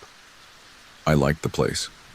In the afternoons, I'd bring a thermos and a push broom, sweep the grit off the granite, and read the names in a low voice to learn how they felt in the mouth. Dora, James, Elam, Ruth. The wind was usually slow enough to hear its own mind. At Tawark, evening crickets stitched their small needles through every seam of silence. By early autumn, the weather changed its tone. The Gulf sent long bands of rain that did not roar so much as insist. Not a single big storm with a name, just day after day of gray lint and water. The bayou swelled brown and thoughtful. The ditch by the dirt road learned to speak. The air tasted like pennies and wet bark. The first evening the water crept into the cemetery. It did it politely, like a guest who wipes their feet. It pooled low among the older stones, clear at the top where the sandy bottom showed through. I set a plank across to the bench under the cedar and told myself I'd wait for the weather to remember itself. One humid night bled into another. The frogs tuned up early and stayed at it. Out beyond the trees, thunder rolled like furniture being moved. The soft rain kept a good rhythm on the brim of my hat. I checked the place after dark with a lantern because it felt wrong not to. The water lapped, patient and precise around the lower markers, just enough to lay a thin, bright line on them. When a stick drifted past, it made a noise like a pencil drawn along the edge of a table. It would have been easy to feel spooked if the air hadn't been so heavy. Spookiness, I learned, requires a little extra space in the chest, and the humidity had borrowed all of mine. Calm opening. That's what I promised myself. Just weather doing what weather does, and me keeping it company. Daily life went on. I fixed the loose chain on the gate. I brought fresh wire and retied a bouquet of fabric roses that the wind had worked free. A couple of times a week, a man, in a red truck idled by, lifted 2 fingers and told me from the window that the old place looked good. He said his grandmother rested out there by the cedar, and could I keep the grass a little low around her so his mama wouldn't fuss? I said I would. Then the strange signs began, as if the water knew I had gotten used to it and wanted to reclaim an element of surprise. The first was sound. On one of those nights when the rain was steady but thin as thread, the cemetery didn't sound like a field anymore. It sounded like a room. My boots made a hollow wood echo walking the path, as if the ground had grown a floor under its skin. When I stopped by the older section, I heard a faint tapping from under the water. Not fast, not frantic. Just a single, patient tick-tick, as if somewhere below the silt a bead of water was letting go and striking wood. It had the exact pitch of a spoon touching the rim of a teacup. The second sign was scent. The place always smelled like wet grass and cedar and the thin iron of the bayou. But halfway down the row of small stones, babies mostly from a century ago, I caught a breath of lily so strong it felt like someone had pressed a handful of petals under my nose. It came and went with the smallest lift of wind, and when I followed it, it slipped away. The water didn't carry blossoms. It carried leaves and a drowned magazine, and once, oddly, a wooden toy boat no bigger than my hand. The boat was the third sign. It nosed along the flooded path as if set upon a string, crude as a school project, just a wedge of wood with a single splinter for a mast, and yet it gripped the current with a stubbornness that looked like purpose. It rotated slowly and pointed its little prow upstream, against the push of the brown water, and held there quivering like a living thing. I plucked it out and set it on the bench to dry. When I came back after checking the far corner, it had returned to the water and was again pressing its nose into the subtle flow, as if testing it. The fourth was nothing to see, only to feel. It happened like an exhale below my feet, a soft release from the ground. I'd be standing still listening, and then the soles of my boots would lift a fraction and settle back, the same way they do on planks suspended over a crawl space. Old graves, I told myself, old soil, trapped air finding its way out. The mind wants causes. It will make them if you let it. That night, I let the causes be ordinary. I tried to help where I could. I stacked fallen branches against the fence and tied a few leaning stones with cloth and wood to keep them from slipping. I set the toy boat once more, well above the water, wedged in the crook of the cedar, and told it gently to stay put. The rain answered with a softer drum, as if to say, "I'm not here to argue." The water rose another inch. On the evening before it reached the old family plot near the back, I sat on the bench and read names into the lantern glow. It was after midnight. The wind had lost interest. The frogs were a far shawl of sound. Thunder had moved so far east it made only a round, far-off pulse like a sleeping giant turning in its bed. Around 1, a faint fog lifted, not from the bayou, but from the water pooled in the cemetery itself. It wasn't a mist. It was breath, low and slow, as if the ground had remembered a lesson from the creek and was practicing. The hollow wood echo came back under my boots. I breathed in. The lily smell returned, softer this time, threaded with old soap and something like rain on cotton. Escalation then, not sharp but sure. First, a nudge. A green glass jar, somebody's flower vase, left on a stone by the gate bobbed and set, itself afloat, turned in a circle and slid toward the fence. The current was more complicated than it looked. The water around each stone made its own little river. I stepped in, calves cooled immediately, and nudged the jar back. My hand, when I lifted it, was slick with silt that felt finer than flour. The water held the lantern's light like a secret it wasn't sure I'd earned. Second, the chain on the gate clinked once, bright and small. No wind to move it, no raccoon on the post. The sound had that clear metal purity flashes of lightning, have when they show what they choose and set the rest aside. Third, reading. Not mine. I hadn't yet said a name when I heard the feather-quiet cadence of someone else doing it. Just a syllable now and then, clipped by distance or the way water makes its own wall between things. It was not spooky, and it wasn't not spooky either. It was like hearing the tail end of a prayer when you thought you were alone in a church. I turned my head and the sound went thin. It wasn't the frogs. It wasn't the drip under the cypress. It seemed to come from a place just behind my shoulder, and slightly below. Fourth, the boat again. I'd left it in the cedar. When I waded back to the bench, it bobbed at my knee like a patient dog, prow pointed toward me, the tiny mast making a faint knock against the grain of the wood each time the water lifted and set it. "All right," I said out loud, because sometimes you talk to empty places the way you speak to a restless child. "All right, I'm here. We'll ride this out." A little after 3, the flood reached the family plot. The ground there was slightly lower. The old folks always planted crepe myrtles and let the shade cool their kin. The water licked the bases of the stones and then, almost with relief, climbed them an inch or two. Brown leaves and slick grapevines unfastened from the fence posts and set out like shy travelers. Under the surface, I watched a pale rectangle, a lid from some old wooden box maybe, float in and lodge itself sideways between two markers. The lily smell came stronger, then drifted away. The air had a heaviness that felt thoughtful instead of threatening. I don't know why I noted the exact minute. Maybe because clocks glow at night like tiny lighthouses and your eyes can't help it. Maybe because a number can be something to hold on to. It was 3:12 a.m. when the stillness changed. The frogs, which had been arguing quietly in the ditch, went quiet all at once. The rain, still falling, sounded farther away, as if I had stepped into a porch and pulled a screen door shut between it and me.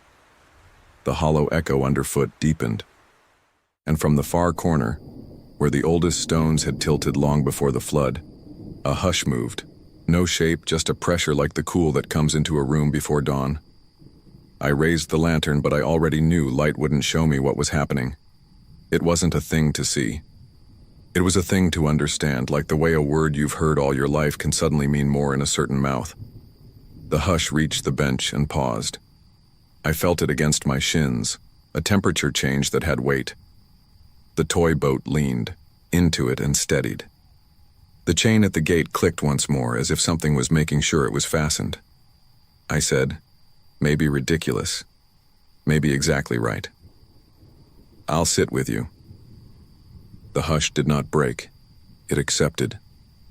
I set the lantern on the bench and lowered myself into the cool brown water beside it, the plank creaking under my weight, my boots filling, my fingers finding the rail. The world pared itself down to rain, slow and even, to the faint cream-sweet scent of lilies, to the sound of the teacup tick under the surface marking seconds I understood but could not count. I felt then, not as sight, not as touch, but as certainty, the outline of someone stepping around me, as careful with me as I was with the stones. If there were more steps than one, they kept their measure the way mourners do on a day when things must be done right. Under the water, a current circled my knees and drifted on, slow and sure, toward the family plot. The toy boat bobbed once, as if to bow. I looked down and saw, 4 inches below the surface, a brass oval on an old wooden box I had not noticed. The lantern's light found it by accident. My mind supplied letters. My eyes could not have read it if the letters had been bold, but the sensation came as clearly as if I'd touched them. Be still. The hush turned the same way words turn at the end of a line spoken over someone. The air in my chest responded. I didn't feel afraid, not the sharp kind that lifts the shoulders and speeds the heart. I felt arranged, which is a feeling I don't have the right words for. It was as if the room had been untidy, and a pair of hands had moved through it quiet, making channels for the air and the water to know each other again. I let my palm slip under the surface and lay it on the side of the old box. It was not taboo. It was not transgression. It was contact between things meant to know of one another. The water pressed back, gentle as a cat's head, somewhere at my left shoulder, so close I might have mistaken it for my own thought. Someone read a name, a single one, and I knew they were counting, not to measure, but to remember. It struck me then that the reading wasn't a list to keep. Lost close, it was attendance. We are present here in the rain, in the hush, in the names. I said the name back, the best I could with my stranger's mouth. The hush moved on, not away, just further into the place where it had business. The chain at the gate did not click again. The frogs picked up their arguing, softer now, as if they'd been chastened by a librarian. The rain shrugged, a little harder, a little less. The toy boat, stubborn wedge that it was, pressed its nose toward the family plot, as if asking permission. I set it on my palm and let it float from me. The current took it in a good line, threaded it between 2 markers, and brought it to rest against a root of the cedar, where it stayed. I don't want to dress it up. I don't want to make it more than it was. But the water's edge at the low corner of the cemetery pulled back the length of a hand and then held. The hollow echo underfoot thinned. The room the place had become relaxed its walls. The air over the stones lifted, not like a sigh, but in the way a hymn ends when the last note sits on the wood and then goes out through the roof and belongs to the weather again. I sat there until the lantern turned small, and the eastern clouds traded blankness for a hint of light. By dawn, the bayou was still fat with rain, but the cemetery held itself together. There were messes to tend, silt to sweep, a dead fish to carry back to the water, ribbons to retie. The jar had nestled, against all odds, right up against the leg of the bench. The brass oval on the old box slid out of sight as the water cleared, as if that one word had been a thing I was allowed to hear only once. In the wide daylight, everything looks a little foolish. People would say I was tired, or that water plays tricks with sound. A groundkeeper hears things because he's listening for trouble. That too is true. I didn't tell anyone about the hush or the handless way names can be read. The man in the red truck stopped by and said, "Looks like we got lucky." He asked if his grandma's stone was still plumb, and I told him it was. I told him I'd keep the grass low there. He passed me a paper bag of biscuits his mama had sent, and I thanked him. Aftermath is never clean in a flood, but it can be orderly. Through the week, I hosed silt from baseboards of stone and brushed moss where it had taken its chance. I found 3 photographs that had floated loose from somewhere. Wet faces. Not from this place. Not labeled. And I set them to dry on the bench, but the faces blurred into cloud and then into nothing. The toy boat, when the water pulled back, waited in the crook of the cedar with the patient air of something that has already done what it meant to do. I left it there.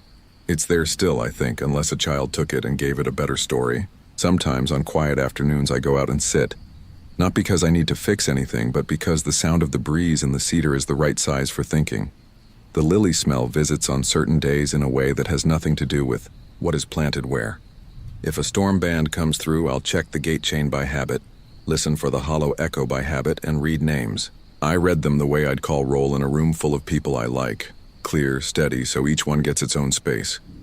If rain has slicked the grass and everything is gentle enough to notice the small things, I might hear a syllable or two that didn't come from me, matching my pace without making a point of it. I'll take off my hat and rest it on my knee when that happens, not to be solemn exactly, but to be a little more quiet. Not long ago, on a night just like the one when we all learned to be still together, I woke without an alarm, saw 3:12 on the clock glowing like a tiny window, and knew I was being called only to listen. I didn't drive out, I didn't need to. The rain on my roof in town had the exact rhythm of the little teacup tick I'd heard under the cemetery water. Not fast, not anxious, counting without hurrying. I lay there and let it call through, the house. If there were names spoken, I didn't understand them. But the feeling, the attendance, arrived whole. Present, present, present, said the roof, said the bayou, said the cedar needles when the wind shook them clean. I fell asleep to that, and when I woke, the world had shifted half an inch toward calm. If you're looking for fear in this, I don't have much to give. Floodwater will lift what it can, and it will lay down what it must. In the middle of that, the human job is small and decent. Tie the ribbon back, right the vase. Sit a while with what cannot help what it is. If you're looking for the thing that stirred among the drowned headstones, I can tell you, it wasn't a shape. It was a gathering up. It was the way a place remembers its people and the way water remembers its bed.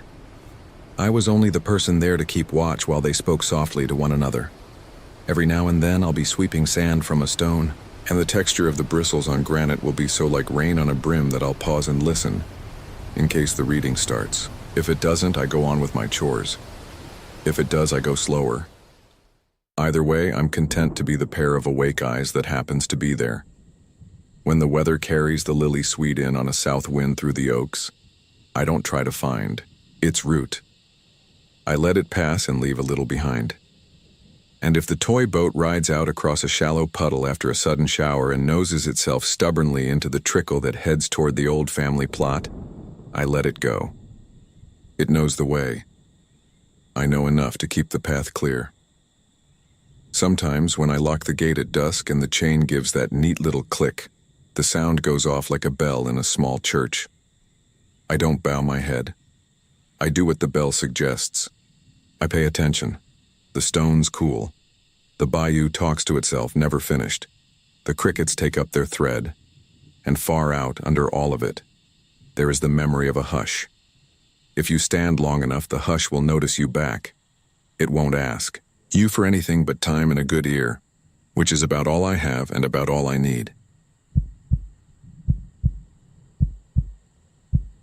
I moved into the little house at the end of the gravel lane in late spring, when the fields were still soft with new weeds and the air smelled green after dusk. It wasn't far from town, just far enough that the last streetlight ended a bend or two before my mailbox and the night took over with its own light. The dull pewter of clouds, the brief flare of distant headlights wiped to a whisper by trees, the tiny glow of insects lifting like sparks from the ditch. The house sat alone in a shallow bowl of land, ringed by cedar and oak, with a fieldstone foundation and a wide porch that wrapped 3/4 around. The gravel driveway came in from the road, curved around the house like a lazy handcupping. A candle then spilled out again to meet the world. My days there fell into an easy pattern quickly. In the mornings, I'd open the back door and let in the smell of damp leaves and coffee. Afternoons heated until the cicadas sawed the light into strips. Nights were cool and a little lonely in the best way. A quilt across my lap, a lamp turned low, the old clock in the kitchen cadencing the dark with its soft practical heartbeat. When it rained, and in spring it rained often, the roof spoke in 100 small domestic languages. Patter on the shingles, soft tapping through the gutters, a slow drip at the elbow of a downspout, the secret fizz of water sinking into thirsty dust. On the night I'm telling you about, I'd spent late evening on the porch watching a veiled rain move through the trees. The storm wasn't dramatic. It was the gentle kind that washes a day clean and leaves the frogs brave. Wind combed the grass.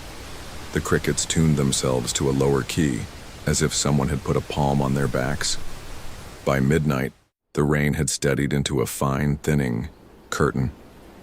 By 1:30, it had reduced itself to the softest version of itself, a sound like pages turning in another room. I made tea, half out of ritual and half because the kettle's hum settled the space around me. The old dog-eared binder that came with the house, the welcome and how-to left by some previous owner, was open on the table from earlier in the evening. I'd been reading Practical Things, where the stopcock was for the well, how to coax the temperamental porch light to pick up the motion sensor again after a power flicker, which window latches didn't have patience for force. There was a penciled note in the margin of one page that I'd read and smiled at without thinking much. After a rain, walk the gravel to settle it. It seemed like advice about tires and ruts, the kind of thing you keep in your head until it's part of how you live. It was close to 2 when I heard the first footsteps. Footsteps on wet gravel are not like footsteps on anything else. They have a soft crunch in them, yes, but there's a roundness too, as if the sound has been damped by the night itself. There's a rhythm to it that makes you think of careful walking, of someone placing their weight so as not to wake anyone. At first I thought I was hearing my own day scrubbed onto the night. The clock, the drip, the kettle, my head turning the noises into the idea of a person. The house can do that to you, especially if you're living alone and the rain has tuned all the usual instruments a little lower. The sound came from the front of the house where the lane curved in and widened before the porch steps. Crunch, then a brief silence. Weight lifted, then crunch again. It wasn't hurried. Whoever it was, if it was someone, wasn't trying to sneak. The steps approached and paused thickly, the way you pause without thinking when you come to. A house in your body remembers it belongs to a world where doors are knocked on and thresholds are respected. I waited for a knock and none came. Instead, the steps resumed and drifted along the side, moving toward the kitchen window. They were unshowy steps. That's what stays with me. Not menacing, not tiptoe, just the sensible pace of a person who has a little time in their night and no wish to waste it. The porch light, on its odd moods even in the best of weather, did not rouse. The crickets under the eaves quieted as the steps passed them and picked up their song again in the wake. My first thought was deer. It's a country thought. Deer will come close to a house after rain, noses down, hooves careful on loose stone. But hooves stutter on gravel a certain way, and these were not hooves. Raccoon, fox, a person walking a flashlight up to the steps. No light swam across the wall. Nobody called out. I set the mug on the edge of the table and stood, not in a hurry and not bold either, and went to the kitchen window. The screen had a loose run in it from some winter past, and when the wind walked along the siding it drew a thin metallic whisper from the mesh. I put my fingers to the sill and leaned just enough to keep the light off the glass with my shoulder. All I could see was my own house turned inside out by reflection, the lamp behind me, the doorway like a dark mouth, my hands in silhouette. Outside, the dark lay close to the glass like a sleeper. Crunch. Lighter this time, as if the steps had crossed onto the damp mat by the back door. I listened for a hand on the knob. I listened for the blunt knuckle politeness of a knock. I got the small click of the downspout ticking as it let go of the last bead of rain, and then the steps receded again, curving across the gravel toward the porch. They made a slow circle of the house. Front door, kitchen window, back door, the window in the laundry, the little pane that looks into the book room, like a list being checked. They did not hurry. If sound can have a posture, these had a posture I knew. A neighborly posture. A posture of someone making sure everything is as it should be. I went to the front door and put my ear against the wood. The door was old, oiled and kept, with a bevel, in the grain where hands had found the same place to push for 100 years. Beyond it the steps came on steady, each one a small promise that was made, kept, and forgotten. When they reached the porch steps, I felt the boards under my feet take the weight of something, the way a house takes a sigh. The motion sensor, moody as it was, found the moment and tipped light across the boards. It wasn't a flood, just a modest amber bloom. It revealed wet prints on the top step. Not shoe prints, not really. Just darker ovals where water had gathered and then moved on. I did not open the door. I did not, as people in stories often do, throw it wide to prove something to myself. I just stood there breathing with the house. The steps came onto the porch and crossed in front of the door. They paused as if, had there been a bell, a hand would have hovered and reconsidered. After a moment they continued, slow and polite, down the other side and onto the gravel again. I watched through the side light. If someone had been there, there would have been a shape. I would have at least seen the blank of darker dark that a person carries with them in night air. I saw no shape, only the rain light catching in the small, glossy backs of stones. And yet the sound was undeniable, someone circling the house in the precise track the gravel made available. Calm is a choice you can make in a quiet way without talking to yourself about it. I reminded my heart that I knew my own breath. I reminded my hands that doors were not emergencies. I went to the book room and clicked off that lamp too, so the windows were more window than mirror. I turned the kettle down so it hummed little more than the cat's purr of a gauge needle. The house settled into a deeper version of itself. The steps finished their first circuit. After a pause, they began again. The second time I could hear faint distinctions, how the stones sounded different on the north side, where the shade and moss made them softer underfoot, how the west curve had a little hollow that sang under weight, how the porch boards gave a different note where a joist had been replaced. On the third circuit, the wind lifted a lazy handful of chimes from the eave, the chimes I'd meant to take down and never had. They gave 3 clear notes, though the air was still at my cheek. The notes hung and were absorbed by the boards, which felt like listening. The house binder open on the table caught my eye again. After a rain, walk the gravel to settle it. I thought of a man or woman years back making a slow, careful circle of the house after storms, pressing loose stones into place with the weight of a body, coaxing the driveway's shape back from the rain's idea of it. A habit now built into the place, the way bread lives in a kitchen even when nobody is baking. I put on my raincoat and stood in the front hall a long moment with my fingers around the knob. It was about 2:20 then. The frogs in the ditch had found their courage, and the first cricket had chosen a note and hung there like a star. The porch light, having done its duty once, seemed to have no interest in rousing. I opened the door, a hand's width, and let the moist cool slide in. It smelled of wet earth, chalk, cedar sap cut, and opened in the rain. "Hello?" I said softly, because that's what you say when people are at your house, even if they are only sound. The steps didn't stop. They came along the front edge of the porch and without changing continued down the side. As they passed the open space in the doorway, the smell of rain brightened and then dimmed. I stepped onto the top tread and looked down. The mat was patterned with darker and lighter ovals, as if it had been lifted and set back down by careful hands. The gravel beyond was a dark, speckled river. Nothing stood in it but the memory of weight. The raincoat's hood was up, the kind that narrows your hearing to a tunnel in front. I pushed it back and let the water drip off my hair onto the boards. I listened with my whole face. The steps moved to the back door. On an ordinary night, that's where a person would tap 3 times and call my name. On this night, there was only the soft negotiation of stone.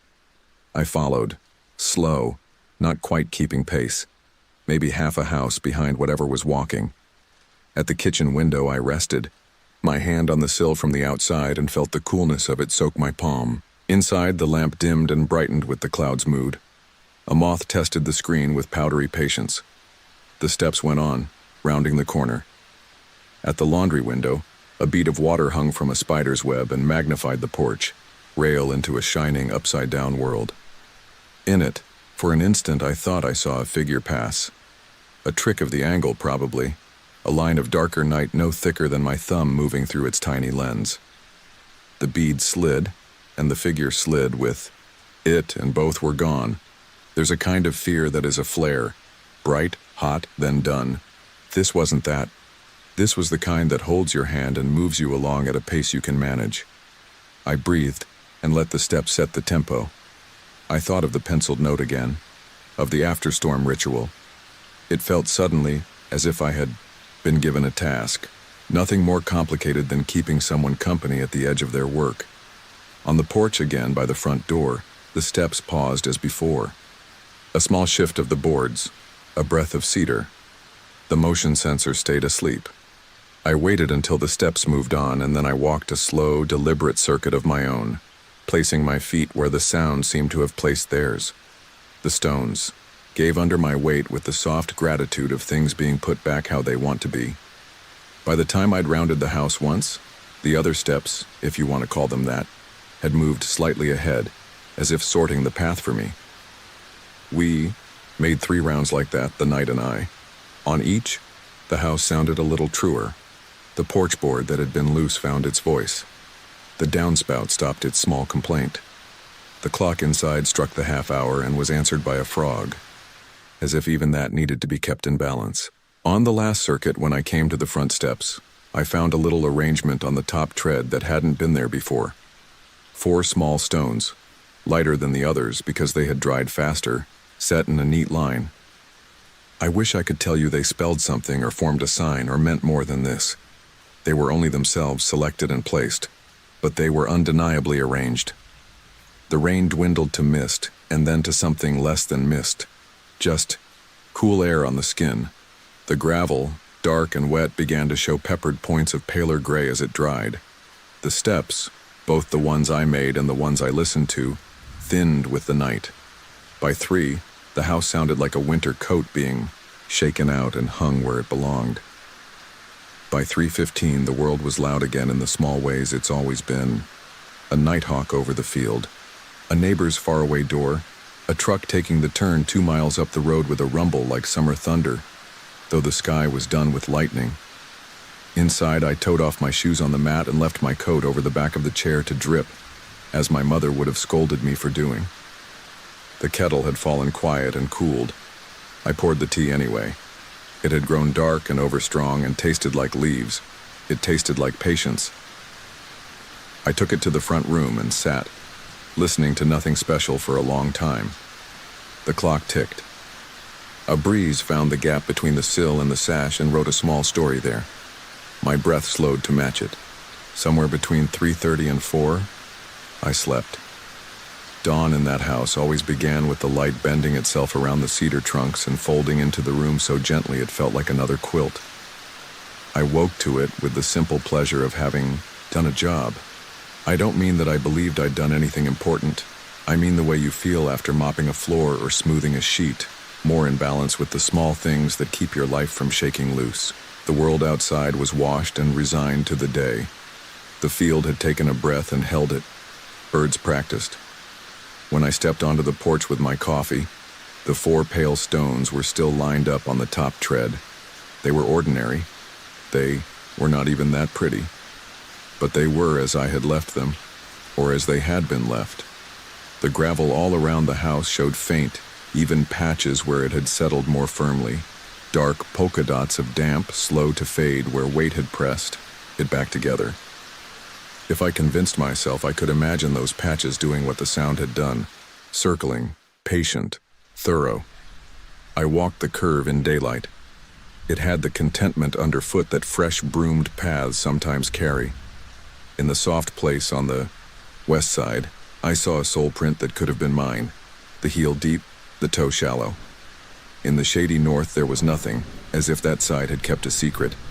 At the back door the mat had dried unevenly, and under that unevenness I thought I saw, only for a second, a pattern like a hand laid briefly and removed. Of course I told myself a sensible story, how rain changes the way sound carries, how water on stone can imitate the cadence of feet, how a house loosens under weather and then pulls itself together with a whole orchestra of creaks and sighs. All that is true. And also this. I didn't feel afraid. I felt kept. I felt as if something older than my tenancy there had rolled itself out of habit and walked the night the way a farmer walks a fence line, not to haunt anything, just to be sure. I left the 4 pale stones on the step all that day. I picked them up at evening and set them in a little row on the bookcase where the sunlight struck for an hour before dark. I didn't expect anything to change because of it. It was just a way to remember, the way you keep a receipt in a pocket, after you've already put the purchased thing into use. Nights after, when rain came, I would sometimes sit with the lamp low and the kettle humming and listen to the outside song become a little more articulate. Not every shower had footsteps in it. Not every storm asked for company. But now and then the gravel would speak in that rounded, careful measure, circling. When it did, I'd leave the door a hand's width open, not to invite anything uncanny, not to challenge it, just to let the soft night breathe in and out through the house's mouth. I'd make a slow round if I felt asked to, not because I believed, not because I disbelieved, because it seemed polite. Once, much later in summer, an old man in town recognized my address on a parcel and told me, unprompted, how his brother had lived out there and how after a rain he'd walk the gravel once or twice to keep it packed. Said it saved the tires, he laughed. Said it saved him too. Gives a man a job at night. He said it and bent to sign his name. And I took the parcel and my errand home through the warm hum of the day, with the sense that I knew more and less than I had before. I don't need more from it now. When the night brings those steps, I treat them like the weather, information and company, and a reminder that the small ways we care for a place go on longer than we do. On clear nights, I find I miss the sound, a silly thing to admit. I sit, anyway, and listen to the dry road and the far train and the breath of the trees, and if my heart starts up into a quicker rhythm, I put my palm on the table and let it learn the clock's pace. The house is a good teacher that way. If you ask for certainty, I can't give it to you. I can tell you the sound of rain knows a dozen different words for itself, and sometimes one of those words is footsteps. I can tell you a porch holds memory, the way wood holds smoke. I can tell you the advice in the binder, walk the gravel after a rain, has a way of becoming a prayer if you do it more than once. And I can tell you the feeling that lives at the edge of those nights, the one that rises and fades with the sound of careful feet is not dread, but a kind of watchfulness I find easy to sleep near. I slept well in that house, even on the wettest nights. The crickets drifted down like a curtain. The frogs plucked their bass strings from the ditch. The wind licked the cedar and ran its comb through the grass. Somewhere, a soft weight moved around the edges, putting things back, if not in the world, then in me. In the morning, the stones kept their shape and the day kept going. The mystery stayed where mysteries live best, just outside, circling, patient, never quite arriving at the door.